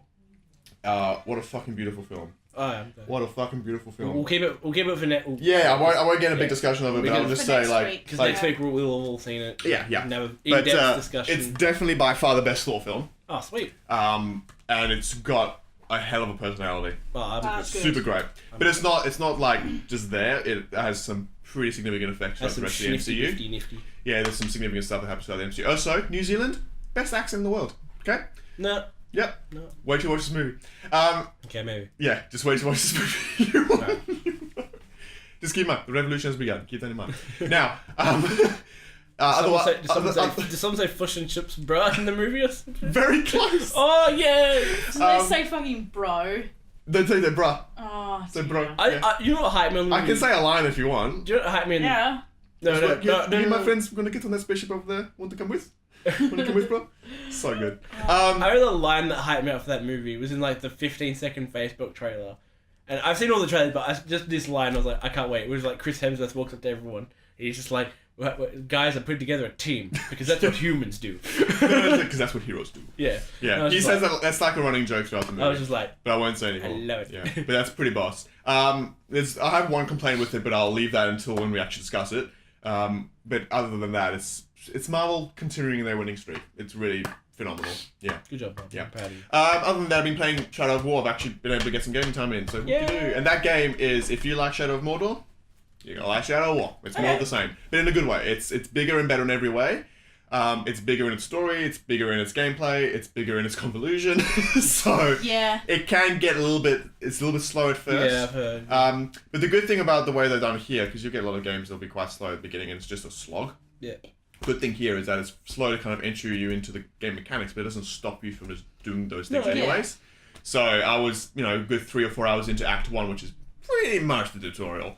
And many times I would be doing a game mechanic that 5 hours later they'll teach it to me like I've learned for the first time. Yeah. But they didn't stop me from doing it before simply because they hadn't taught it to me in the story. Yeah. So I appreciate that I was just able to go through it. So I'm a little bit OP right now, but I'm playing it on top difficulty. That's good. So it's a great deal of fun if you enjoyed the first. Oh, yeah, that's awesome. You're in for a good treat with the second. That's cool. I'll eventually get But to it. not talk about the lore butchering that it does. You have to kind of look at it as... Well, I saw what Shelob looks like, and I saw all the other stuff. Yeah, you have to look at this as like, this is a homage, this is a salute to Tolkien and Peter Jackson. It is not in the same world. Don't even think of it as... I saw a character that was in it, and I'm like, timeline-wise, that character wouldn't even be around, but... Continue. Yeah, so you just have to really divorce, especially us here. All three of us are real diehard Tolkien fans. A lot of fans, yeah. You have to divorce yourself from this being a Lord of the Rings game. Oh, and I did that in Mordor. You have, but here it's even more so. They really just butcher the lore. It did look in the first act alone. I don't know how many acts there are, but in the first 5 or 6 hours alone, so many things was like, oh my god, thank Tolkien. If you thought Tolkien was rolling in his grave for Lord of the Rings, he's rolling in his grave for this game. But yeah, if you just don't let yourself get bothered by that, you can have a real great time with it. And just consider it as an homage and less of a inspiration and less of a continuation. Because it's obviously not canon, so you don't have to really look at it that way. Oh, that's good. Yeah. So but it's pretty spot on. I'll keep playing that over the next couple of weeks as well. So I'm probably not gonna get into it anytime soon. Have you finished Shadow of Mordor? No. That replay, yeah. I don't think you need to. I kind of lost a little interest in Shadow of Mordor. Just I kept be like, I should probably play some Shadow of Mordor, but I was like, I don't necessarily feel like playing it. So I was like, and also I just had other games I really felt like playing over. I will be cautious then going to Shadow of War, because if there's something about Shadow of Mordor that slowly puts you off, it does get really repetitive. Yeah. I'll give it that. If it slowly kind of pushed you away, at this point I'm in Shadow of War, I don't see that changing much. Yeah. I'm hoping I'm just waiting for it to get a bit cheaper. Maybe like $50. Maybe get a bit cheaper, and I would recommend as well jumping on Nemesis, make it really tough on yourself, because then every encounter becomes a little bit more meaningful. I played the intro on normal, and I was just skating through a whole bunch of orc captains. It didn't have the same effect. I was essentially, because just at the moment, if I bought it, I wouldn't be playing it anyway, because I've got more important. Yeah. More A, don't have time, but B, I've got other games I'd rather play. You got preferences, yeah. Yeah, so I'm just like, I'm waiting for a bit of dead air, so I'm like, alright, cool, I've got nothing really I'm on, I'll go buy it and give it a go. But yeah. But I'll definitely recommend it, yeah. Oh, sweet. Before I got rudely interrupted. I'm sorry. Shut up, Kai! I've been rewatching Community. Cool. Which is so fucking good. So I watched Harmontown, the documentary. Yeah. About Dan Harmon. That was awesome. I loved watching that. They were just talking about that in the latest podcast, actually. They got the director on to talk about it. Oh, sweet. So I didn't even know it existed until about 3 hours ago. Yeah, it's on. You have to rent it or buy it off YouTube. But it's good. It's really good. Definitely worth watching that. Especially if you're a fan of Dan Harmon and his work and his podcast. His podcast is beautiful. His podcast is epic. I love just how off the cuff it is. Yeah, it's great. It's just I love it. The stuff, but like. Hey Kai. In this final couple minutes we have this podcast, you want to tell me your top 5 your top 5 shoe jokes? About what? Your top 5 shoe jokes? Shoe jokes? Oh, for the Harmontown. No, just your top. Oh, shoot. You disappoint me, sir. Shut up, Kai! Yeah, no, I've been I'm planning on doing... Have you got... I know, Daddy, you've watched half of Community. Yeah. Have you watched Community? No, I haven't touched it. I need to. Watch it. The first time I was it's right up your wheelhouse. Yeah, the first time I was on this podcast, you spoke to me about Community, and it's just a matter of finding time, but I definitely would like to get around to it. Good thing, it's 6 seasons worth of a show, but they're only 20-minute episodes. Right. So you can just fly through that shit. I've only been watching for the last couple of days, and I'm almost at the end of season 1. Sweet. So like just been, and the episodes are that good, that's that easily digestible. Or it's just like you don't get exhausted. You're just like, yeah, next one. It's perfect for binge watching. And like I've been and by far since the Danny, and you were a bit surprised when I told you this. Community is one of my top 3 favorite shows of all time. Yeah, you were saying this by last far, time, yeah. And like, so I've been rewatching because I was like, I feel like watching a show instead of going and being adventurous and watching something new. I was like, I'm gonna go to my trusty friend Dan Harmon and go watch Community. Need your daily dose of cynic. Yeah, he's not that cynical in not recently. He's been better recently, but there's a couple of days. But that's part of his appeal. Yeah. But I've been rewatching that. I've been playing a lot of Divinity and Total War. Also been playing a lot of not a lot. I just started playing Super Metroid. Yep. On Mini SNES. That's been a lot of fun. Go back and you played the old unreleased Star Fox? No, because I have to play the first level of Star Fox 1 to unlock it. I don't like the original stuff. Fair enough. A little too old. Fair enough. But I've been playing Super Metroid after beating Mega Man X. Oh no, I got to the very end of Mega Man X and I was like, I'm bored now. So now I've been playing Super Metroid. That's a lot of fun. What else have I been doing? We haven't been catching up on Star Trek. No, we've missed like the past 3 episodes. We haven't finished watching Big Mouth. So it's that good, huh? No, it's time. We haven't like whenever we've had downtime, we've been exhausted. So we're just like, I don't feel like seeing down. Oh, that's the thing I've been watching. I've been watching some what was it? Horsing Around. What? Horsing Around. What's that? BoJack Horseman, yeah. Oh, cool. I've gone back because the new season came out, and then I just decided, hey, the episodes are 20 minutes long. I'm going to rewatch the whole season. This whole series. Apparently, the new season of BoJack is great. I love all of BoJack Horseman. I love that show. I will one day go back and try and get back into it. Cause I tried, but I watched like the first 4 episodes and they didn't hold me. Not that they're bad, I just wasn't. No, the first season is very much finding its legs. After you get into the second, when they've got more established characters, it's really good. Yeah. It's one of my I really, really enjoy. Yeah. And I just stumbled upon it one day when I had nothing else to watch. And it's one of the greatest discoveries. Yeah. It's really worth it. Yeah. I'm keen to go back to it. I think again I'm waiting for Dead Air. Where I'm like, alright, cool. I feel like watching a show. I could have watched BoJack, but I was like, I want to watch something familiar. That's why I went back to Community. I was like, I'm considering getting you to finish watching Community. Yeah. Because you watched the season 3. Season 3 or 4, I think. Yeah. And then if you watch it, and then get Eric on. We should have like a Community podcast. That'd be cool. Because me and Eric are massive Community fans. Like we love the shit out of that show. Yeah. And I've watched through Community way too many times to count. Like I can tell what episode it is from the opening shot. Or it's just like I'm just like opening shot. I know exactly what episode this is, and all like. But it's like so well written. It sets up its A, B, and C stories in like the first minute. It's just like, oh, these are all the stories we're gonna go through today. Moving on, like it's so tightly written. It's great. Does anyone got anything else to say?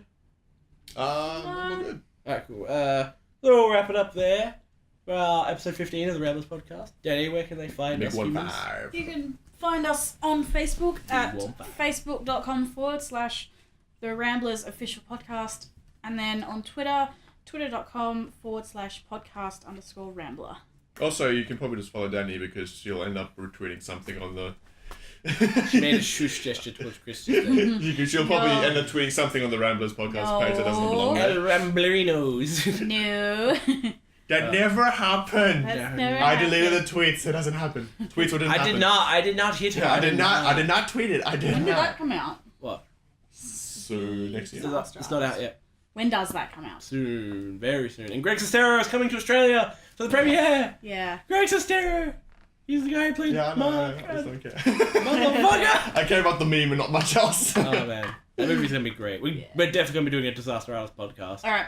And also followed by a viewing of the Room podcast. I have to watch the Room first. Yeah, we'll watch the Room before we see Disaster. Yeah. You might need a lot of alcohol. Can you give me like Hi, donkey. for Christmas? An entire just like 24-pack of just straight absolute straight absolute vodka. Can you say, hang on, just say that again, just a quick sec. No. Say that again? No, I'm fine. No, I need to know so I can, when I buy you one. Absolute vodka blackberry. How much? I don't know, 24 24K. 24 pack, yeah? How big are the packs? Like how much per can? Just give me specifics of what you want. There's 24 in there. Is it like what size are the cans in, dummy? Oh, no, they're bottles. I don't know. They're like 300, 400 mil. Perfect. We're doing some shenanigans on this podcast. There you go. Yeah. You got Christmas presents recorded now. I will get you that. Oh, okay, good. That's why I took a video of it. Good. All right, I'm happy. So yes, Getting find us on alcohol. Facebook and Twitter. Yeah. Yes, and all that stuff. Thank you guys for listening. And on that note, I need to go pee. So bye. Bye.